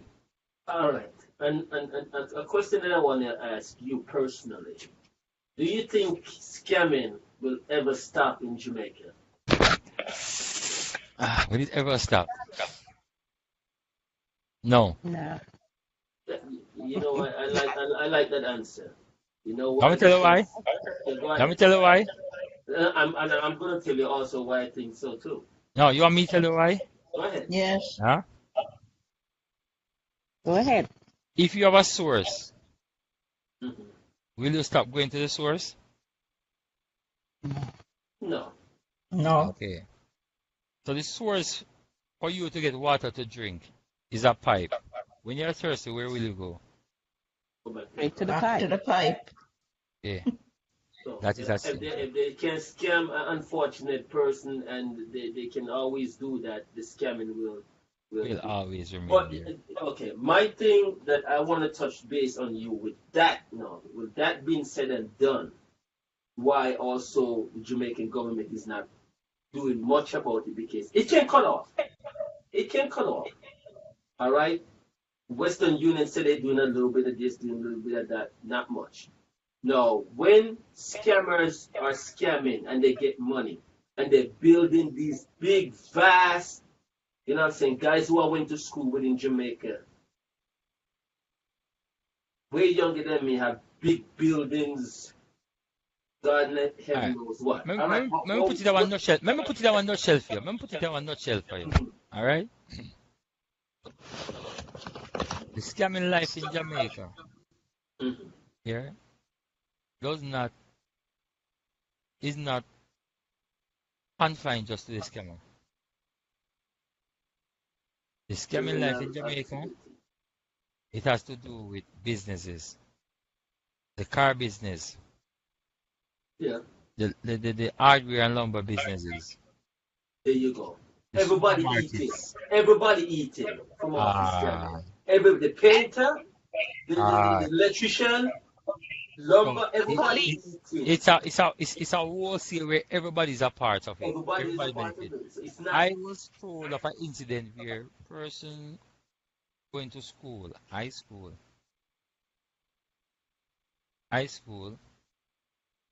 does that for, should I say straight? He's a schooler, so should I say straight? Or does it for his pastime? All right. He has taxes on the road, and He's he is going to school. presently erecting a two-story. And he's a teenager. And his parent is so happy about everything, does not question anything. So it goes back to family life and family values. Family Fam- life, family values. Family don't care because they're eating off their success. So the value is gone already. You To me, understand? that's not success, you know. It is to them that they have no values. Me and you, that's Share not the a link, success. guys. To them, it is. You Hmm? understand? Me and you, that's not success. But to them who don't have their values already gone, it is to them. Because if you're gonna rob somebody, and if you're gonna cause demise to somebody, economical and social and psychological life for your gain, and you call that success, that means No, as far as I'm concerned, you don't care about me, you don't care about yourself. no. Oh, well, that's typical Jamaicans, though. No, I am a typical Jamaican. They're selfish. All right. What's the best thing that you can find on a crime scene that is very vital in closing the case? But it's very hard, Evidence. to deal with. What's the best thing that I can find on a crime scene That is very vital. that is very That's a vital? very simple thing, but it's one of the hardest things to come by.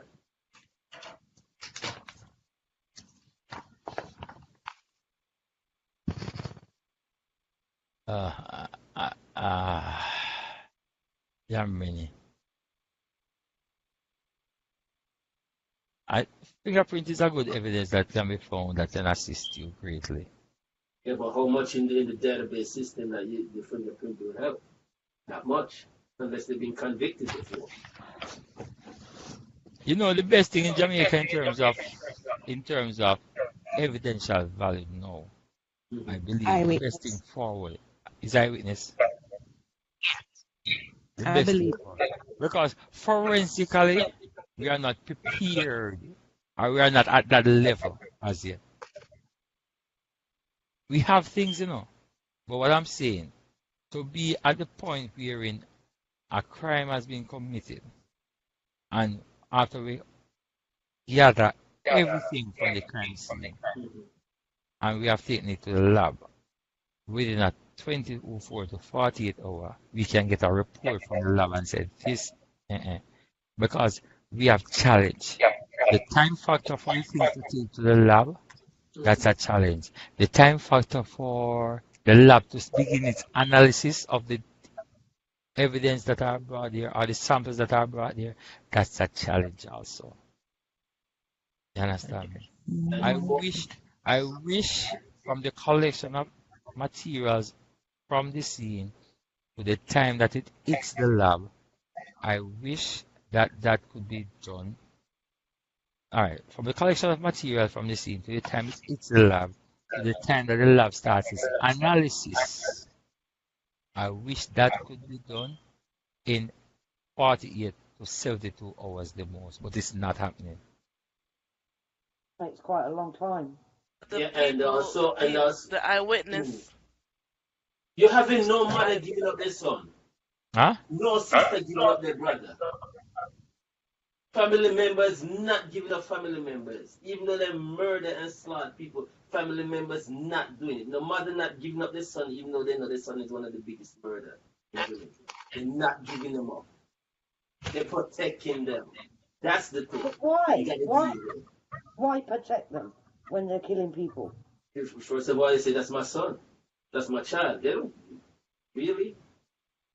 yeah, they're not stepping forward to help the They're not police, the stepping forward community. enough, you know. So, No, because they're frightened. and the government is not providing the resources as well. So, what do you do in that case? It's never No, going to change. remember, Lonnie B, That's going to change. the resources is not there, period. So as Detective Paul say, the best thing to come back most of the resources that is not there is eyewitness. Eyewitness, But the eyewitness is not stepping forward as not well. stepping forward because also eyewitness. If I tell, I know a situation in Westmoreland, wherein a person went and informed where a gunman lived to the police, not to anybody in the neighborhood, to the police. The person was dead within 2 weeks. The gunman that came and killed that individual within 2 weeks. And that person was the police who happened. So again, nobody want to cough up, even though nobody trusts in the police. That's the thing is, and that's sad. But it's what's going on. They're not trusting the police. And it's sad that one bad cop can make all 25 good cops look bad. You can have one bad weed in the precinct, one bad weed in the police station. And the bad cop is got to be one of the hardest things to weed out. That's true. Right, Detective Paul? Bad cop is the hardest thing to weed out. Very challenging. Because they're just like your best friend. For them to be removed from the system is not as simple as Thank that. you guys. Keep sharing. Yeah. Yeah, for them to be removed is not as simple as that, and because, just like in the world, when something wrong happens, something wrong, you have to go through the process in terms of eliminating it. So the process has to be done properly, so that at the end of the day, there's no repercussion. What is that noise? Detective Paul, do you find it a challenge to do your work at times? Challenge. I'm not given the resources that is needed. That's the major challenge. If I'm given the resources, I'm good. If I'm given the things that I need to work, I am good. Because even though there are times that the citizens will not assist and the forensic evidence are not there, but you still go out, hoping and trusting that at some point in time you can make a breakthrough, no matter how small it is. Because presently, presently I believe that there is no crime that was committed with just one person having an understanding of it. At some point in time, either somebody sees, somebody hears something or something before, somebody has a knowledge that it would have happened, but probably not knowing when. But I don't think a crime of the magnitude of murder or a shooting, when it happens, that is just the perpetrator and the victim are the only person who would have known about it at the time when they committed it. You might have the isolated cases that I believe most of the time, yes, other persons have knowledge about it. Um, Okay. Detective Paul, trust is one of the biggest things, especially with your peers, your colleagues. How much trust do you have in your own colleague? Could you say, or would you refuse to No, say? man, they are colleagues of mine. I definitely trust. You understand me?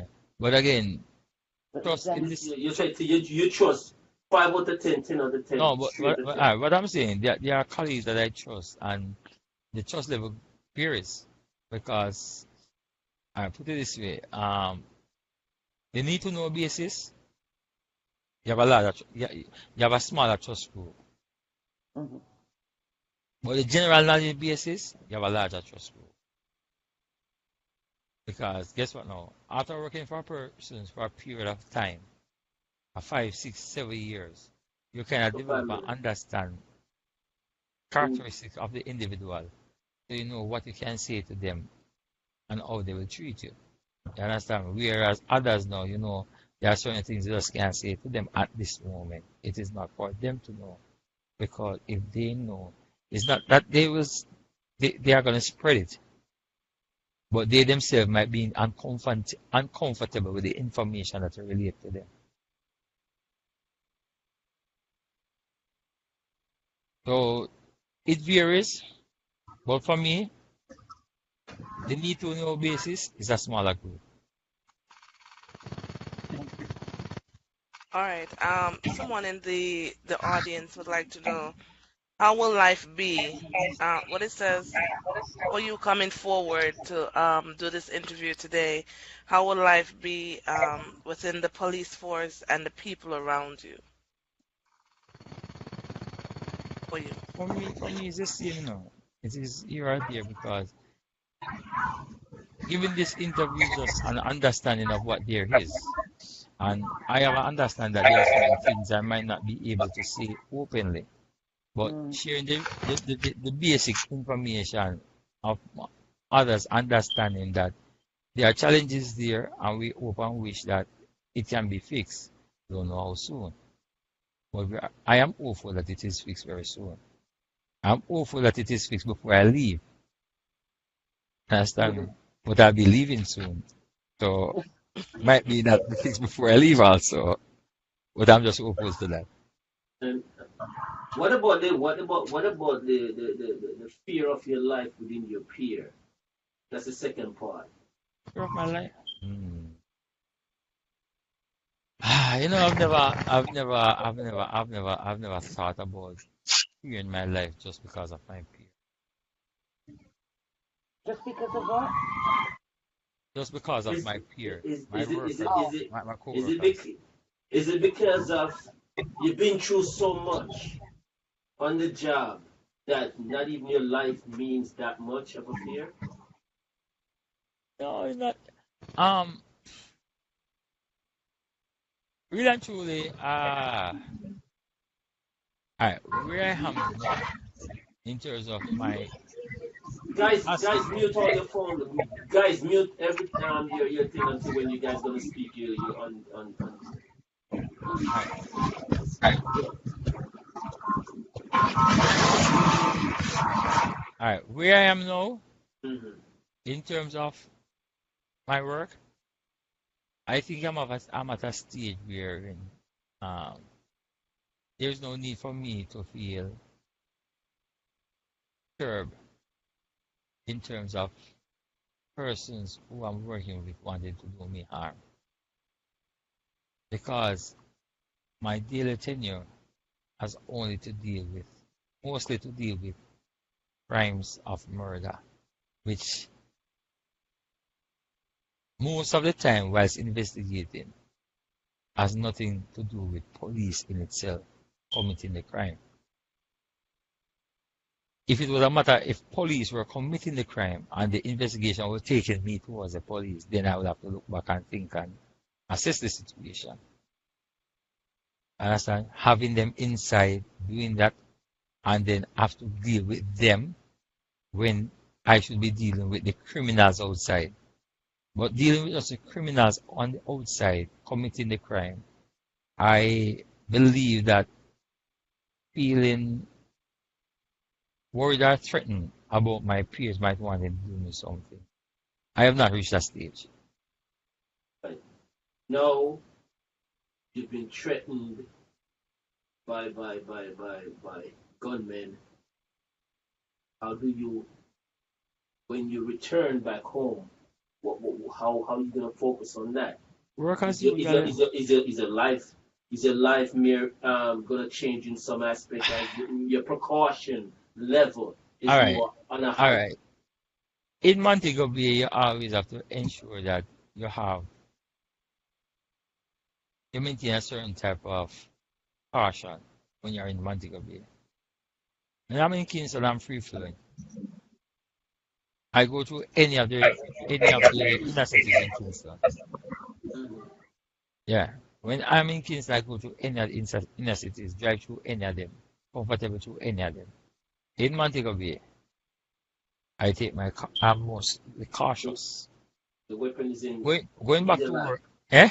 The weapon in your lap. Going back to work now, yeah. Now that I was informed that certain things were made known, it is just that if and when I go to Montego Bay, I'll be more cautious based on certain places that I go, that the threats had come from. But that will not make me lesser of a man to do his job. Mm-hmm. If my job take me anywhere, I still go and do it because I still have to deal with the public who, on a monthly basis, pays me. So, even though the threat is there, yes, my supervisors who have known about it, they would have tried to put things in place.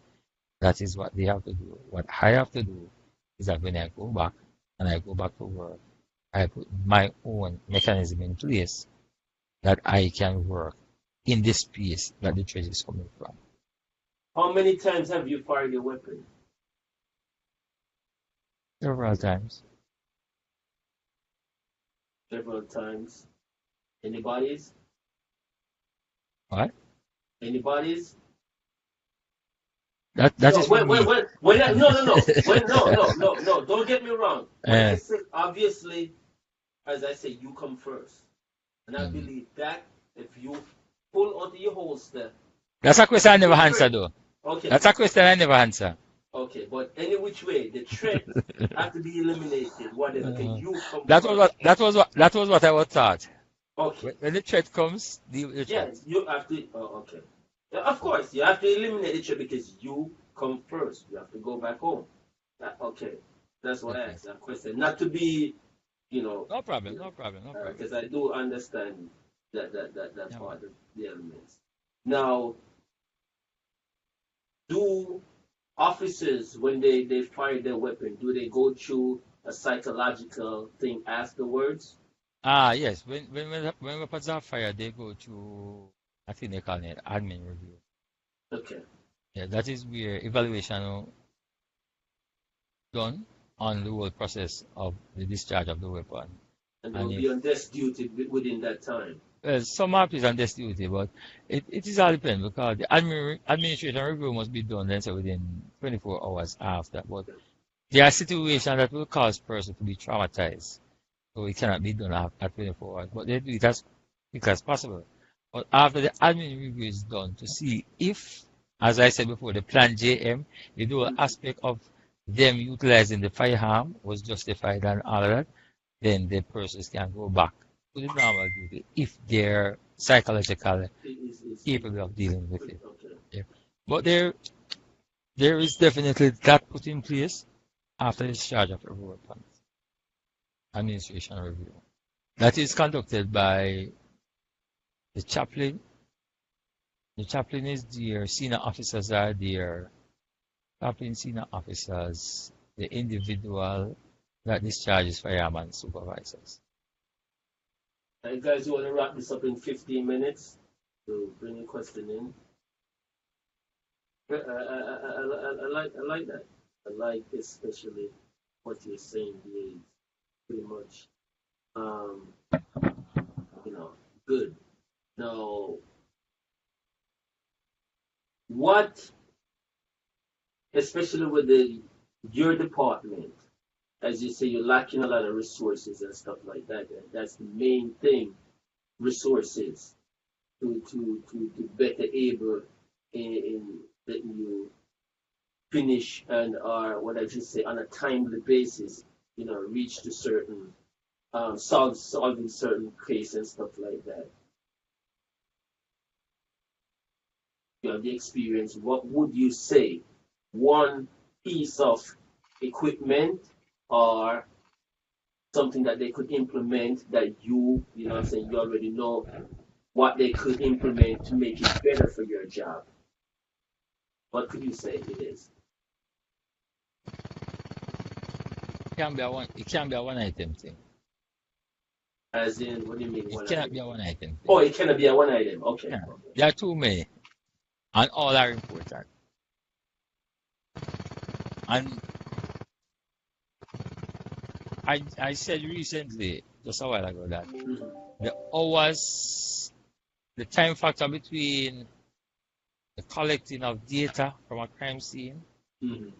to this moment it starts to be processed by the lab, that is very critical. That is a time limit that I would want. That is one. And another sore point is the conducting of post-mortem exercises. Is it true that they only have one post-mortem doctor throughout the whole country? No, no, no, no, no. I know there was no truth to that. I know there was no truth No, to no, that. no. I'm There's some like, truth to it. No, Miss no, no, no. Mackenzie, All right, Miss all right. No. Mackenzie, At one family. point in Mhm. time, I know of more than one.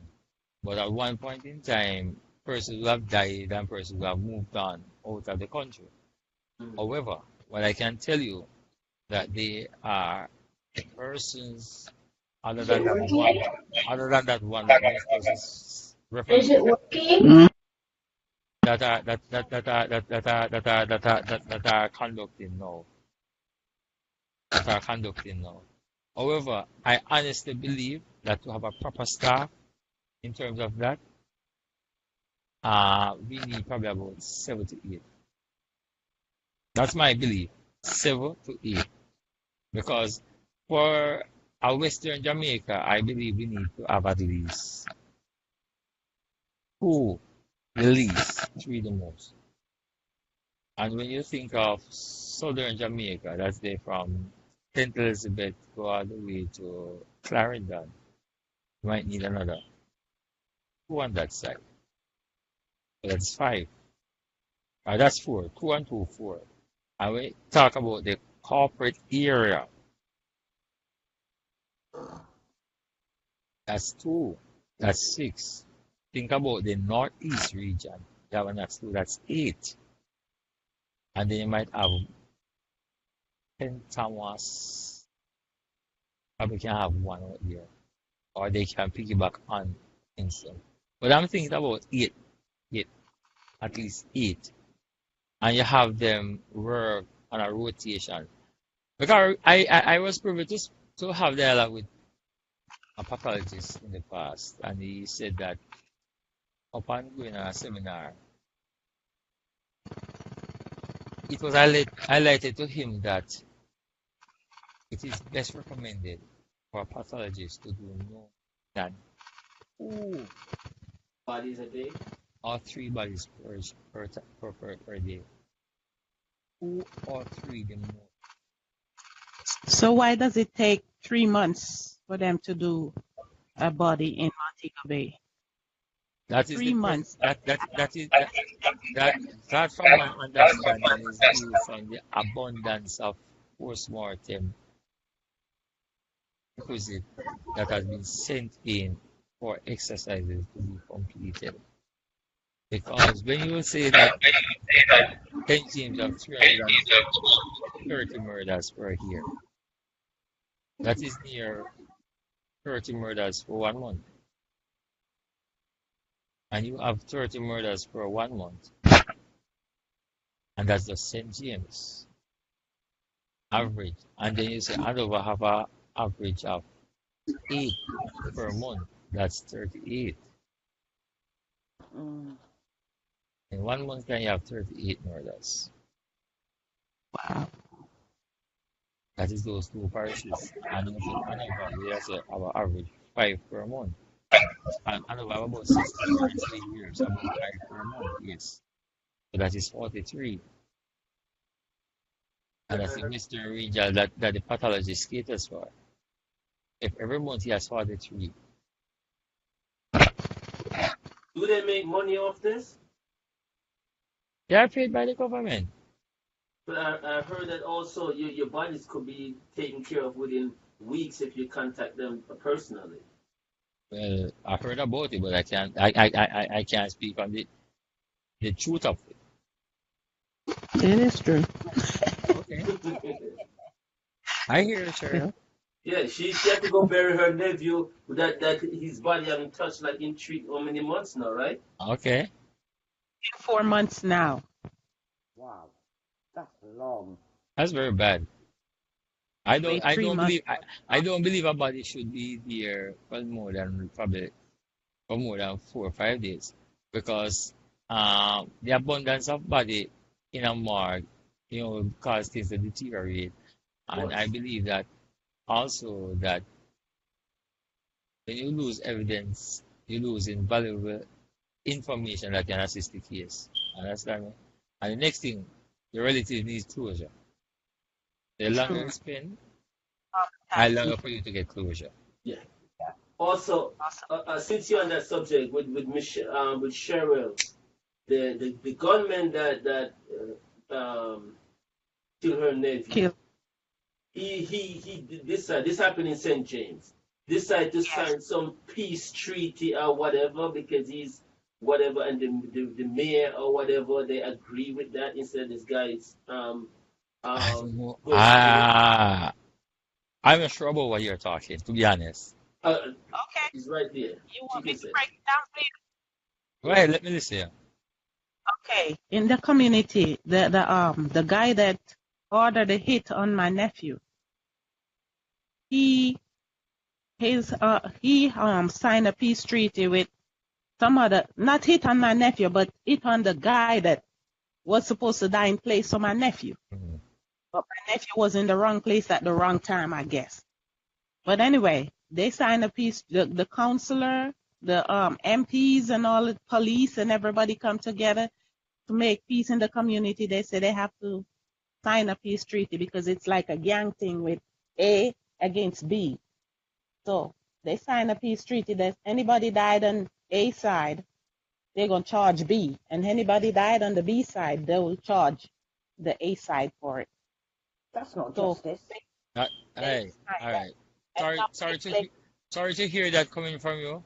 That's part of my concern. That's politics. yes. I'll leave it at that. That's politics. I'll leave it at that. That's sad. Wow. And that's so sad. Yeah, that is sad. All right, guys, we got 10 minutes. I just wanted to ask this Go ahead, question. Bill. Has any homicide case that you've worked on ever affected you personally A good one. and had a big impact on you?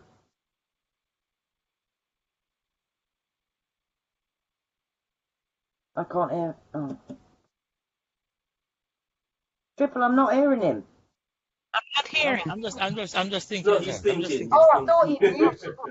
I thought you. Affected me You personally. have to think before you answer. You don't want to get in trouble. Yeah. No, affected me personally. I'm thinking very hard, trying to see if I can really. There's none that hit home. None that hit hard. Hit home then, I would say. The man don't get bulletproof vest. affected me personally. Make you think twice. No, Really? no. Don't that make you cry? You go home and can't eat? General, the man don't wear bulletproof vest. A tough cookie that. Nothing turn that to Ah, love. da, I da, da, don't da, da, care. da, da. All right, all right, all right, all right, all right, all right. Guys, let me explain this.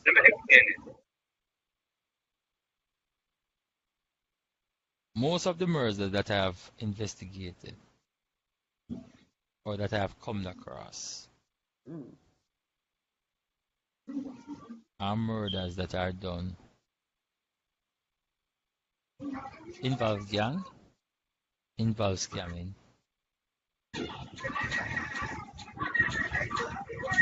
Goodness. I'm thinking hard again. Our team, I wasn't a part of it, but our team unit investigated murders. We have heard persons talk about, and I mean, they empathize wholeheartedly with the victim's relative. Mm. Yes. Well, I'm trying to find out one that I personally did. Yeah, that affected you personally. But it's that I shouldn't have man. Why man? I'm trying to think I know about it. yeah, I know you have to turn a blind eye to that kind of thing but sometimes it does affect police officers in some way, form or another. Where is he? Oh, No, I'm there. still looking because Mhm. A I think baby. in my early stage I did a murder and the community was like, why him when he was simple, helpful, loving Mm, and stuff like that. But based on what the community said, you would have really wondered why. But it was a grown man still. You understand, grown up man. And probably if it was A that where child. I did one with probably a A child child. y- or Mhm. something of that sort, or an elderly lady, I would have. But most of the those that I've done are with grown men.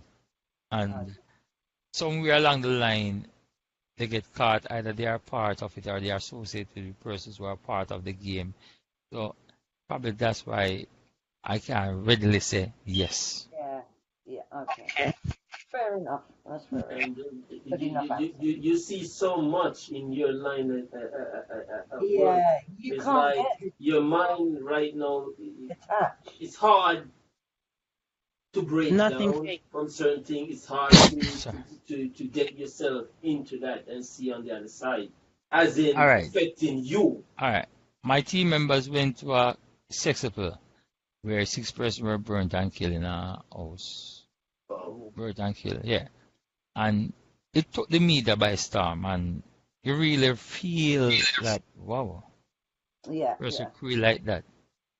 But it was my team member. I went in after the investigation actually started. I wasn't there initially, but it took the media by storm and all that. And I mean, you really thought, and I'm trying to see if I can figure out anyone. That was it. And there was a quadruple again in Hanover when the person were in the house at night. Yeah. I personally deal with one on quadruple, and I'm like, whoa, no thinking about it. Because, oh, when you look on some of the families, you really are trying to find answer why this. And then when you get an understanding as to why you really, this is that which caused all of this. This, yeah. And it goes to show that the life of mankind is so invaluable to others. simple things. Yeah, Yeah. so things To we use. others is nothing. Mm, But the funny thing is, it is nothing to them, but it's something that they don't want to encounter, which yeah, is death. yeah. Okay. So they will remove you because it's nothing, but they don't want to be removed. Yes, Sad sir. thing about life. Yeah. Mm. Mhm. have you say you know from your murder you capture a person that involved in the murder, and what was your question? What was your first question to him? Because I guess you interrogate and stuff like that to get more information. Well, possible most person, all right. It's not a matter of a first question to him, but most of the time, the bottom line is that you want to know why. But in Jamaica, Well, mostly said disrespect. no, but in Jamaica, the perpetrators are so cool and callous that they constantly deny ever taking part in it. So that's why you have to have forensic or IC evidence that can be able to pin them to it. And even when you pin them to it, they still hold their guns, right? Yes. I've heard persons say, I frame me. Oh. True.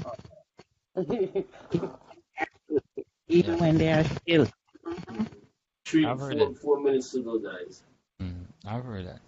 Frame me. He wasn't there. He has no knowledge of what is happening. All right. Sorry, Triple, go. No. Okay. I've lost it. They say one of the most where is it? On an homicide case that you have worked. Oh no, I've just done that one, didn't I? They say that one of the most important aspects of your job being in homicide is, where is it? In homicide, is the ability to persuade witnesses to testify. How hard do you find that to get them to testify in court, for you to persuade them? All right. Never. If initially in your investigation you find a witness, okay? Yeah, okay. It is not a easy thing. No. Because based on what I said before, the lawyers manipulating the system, drawing out the cases and stuff like that, persons get frustrated. Because it ain't easy for you to have a case from 2013 and in 2018 that case has not gone to trial. Yeah, because there's no witnesses. Not because there is no witness. The witnesses are there. Yeah, okay. But because of the manipulation of the lawyers and the perpetrators. Yeah, hard to get them. That is the situation. So if you have a witness that is willing and strong enough that no matter what, they are not going to be daunted, that's kudos for you. But you have others where after 4 years and 3 years, then just feel like just give up. So you have to be constant telling them, say, can't just give up on your family member who had died. Remember, they took away your family member. Yeah. I have seen witnesses not coming to court after giving statement and they know that a John Brown killing. Can't bother with it, yeah, man. That's how it is. And if you don't try to persuade them, no, your family member has died. Boss, I believe that now, because you can't bother. Some of them are being threatened. Yeah. That's true. All right. A kid coming out of college right now decide that he want to be a homicide. You want to, go that direction for his future career. As an officer, been there over 20 odd years or 20 years. And he came to you for an advice. What would you say to him right now? All right. Guess what, guys? Sorry to disappoint, but this is my last questions for me. Yes. I think I'm sitting. All right. A person who is interested to join it, I will definitely tell them that it's an option that they can use to go further if they intend to move out of the force into something else. It's also an option that they can use to get themselves qualified by going back to school, getting some money. They can pay for their own tuition going back to school. It's an option that they can use also to qualify themselves if they have the admission and aspiration of being the next commissioner. Okay? However, what I will let them know that in being enlisted in the JCF, they must be wary of all the challenges that exist. They must be weary of not just challenge inside but external challenge. They must be weary also of pressures, because pressure is a very, very, very, very influential thing. Whether it be peer pressure or external pressure. Weary of that. Departmental pressure. Yes. But one fundamental thing I want them to understand is that in all that they do, ensure that when it is all done, said and done, that their family comes first. Yes. If them try and get enlist, it's not about the war first and family after. Because that is where a lot of them get mixed up and mistakenly thrown out. You spend 16 to 20 hours at work. Because back in the days, as a CIB person, detective, they spend 16 to 20 hours at work. Less time at home. 12, 16 hours at work, less time at home. Here, I am a person who believes that if I give 10 hours of work for one day, that is a lot. That is a lot. And I believe that my family must get a greater portion of my day. Yeah. True. Understandable. So if I want to take a hour or two to stay with my friends and have a beer or have a chat, that is my time. Yeah. But my family time must always remain there. Simple. So when say a person has been charged with a murder, yes, and they go to court, which they would go to a crown court. Last question, guys. They would go to a crown court, yes. Mhm. So, like over here, we get picked for jury service in the UK. Same thing here. Yeah, yeah. So how do they go about making sure that they pick the right person for that case? All right. Jurors are selected based on one simple principle. And the simple principle is that you are on the voters list. Yeah, yeah. So from your registered voters, you will be picked for jury's duty. Yeah, However, a serving member of the JCF or JDF and other persons like judges and lawyers, Not allowed. all right. But everyone else. Oh, okay. All right. But guess what now? Yes. There's a big problem to that. A scammer can be a juror.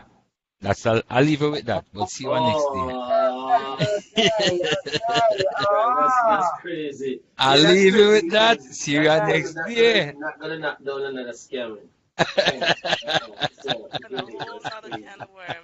Lonnie, guys, But you know what? A lot of people don't like to do jury service. Why? I don't know. Myself, I can't talk a lot about it because I had to sign papers because it was a big case and he was a motorcycle. He was a major criminal. Yeah, he was a criminal, but he was a famous motor racing driver. So, and then the way that it was hard. It was hard to decide whether the man was guilty or he wasn't because of the amount of evidence. It was hard. But I tell you one thing. I got paid more for doing that 10 days than what I got paid in a month when I was working. What, babe? What, babe? The decision with a person should be found guilty or not guilty, you know. I don't think it should be hard, you know. Let me tell you why. Let me tell you why I'm saying that. Here, you see, once the law has been outlined and administered from the judge to you, and once the evidence is presented, that should be something for you to analyze. Okay, the judge said the law says this, and based on the evidence, this falls into the same principle that the judge spoke about. So here what, guy, you are gone. Based on the context of the law and based on the context of the evidence, if both of them falls into the same print, you're gone. That's how it is for me. That's how I look at it. But if there's a shadow of a doubt anywhere, then that benefits you. Lonnie, That's it. That'd be a unanimous decision or nothing at all. I do want to thank you, Detective Paul, for coming in today and share your views. What's going on out there in our little country, beautiful island of Jamaica. Um, it was a great show. I appreciate everything. Thank you guys. We have come to the end of the show. I want to say thank you to each and every one of you for sticking it out, even though we have some eruption up and down, but we get through it. I want to thank you very much for everything. Do you guys want to give a shout out to anybody or? Well, just want to definitely thank Detective Paul for coming in to shine that light on a lot of stuff Yeah, I that's going enjoyed it on, tonight. It and was. especially you know it's a good thing. Thank you very much, sir. No Really problem. appreciate No problem. Please wear the vest. All right, boss. All right, all right. And I'll try see if I can get a lighter one for you. All right, Breathable. cool. Definitely remember you on that. Yes. All right, guys. Guys, thanks in the room for being part of the show, and please look out for Queen Bee and the Elements. It's the first show coming out. We're launching this one, as you can see the panel, and we have more things coming. So all the best, guys. Remember, Lion TV show is always number one. We do things that nobody else has ever done, and we bring forth to you guys that nobody else has ever did. All right? Take care. Good night, guys. And definitely, Bless. guys, say good night Peace. to each and every one. As Good we night. definitely Bye. end the show. God bless. We are the year. Cheryl, sorry for the lost. Thank you. Safe flight, just in case. Sharon, when you go, when is being buried? On the 24th, which is Saturday. I'm going down on Friday. Friday. Okay. A safe journey, Cheryl. Cool. Safe journey, love. And can you please bring me a bottle of rum back, please?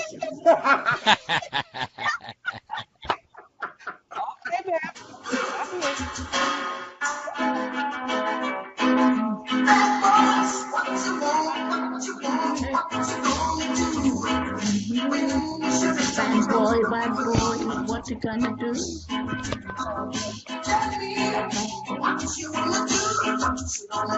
Bad boy, boy. Bad boys, what you gonna do?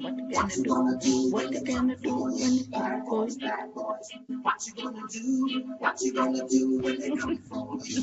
When you were 8 and you had bad dreams, go to school and learn the golden rule. So why are you acting like a bloody fool? If you get high, you must get cool. What you gonna do when they come for you? What you gonna do? What you gonna do when they come for you?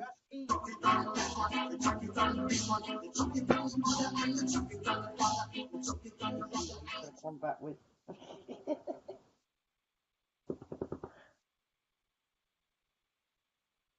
We're going up in numbers instead of going down.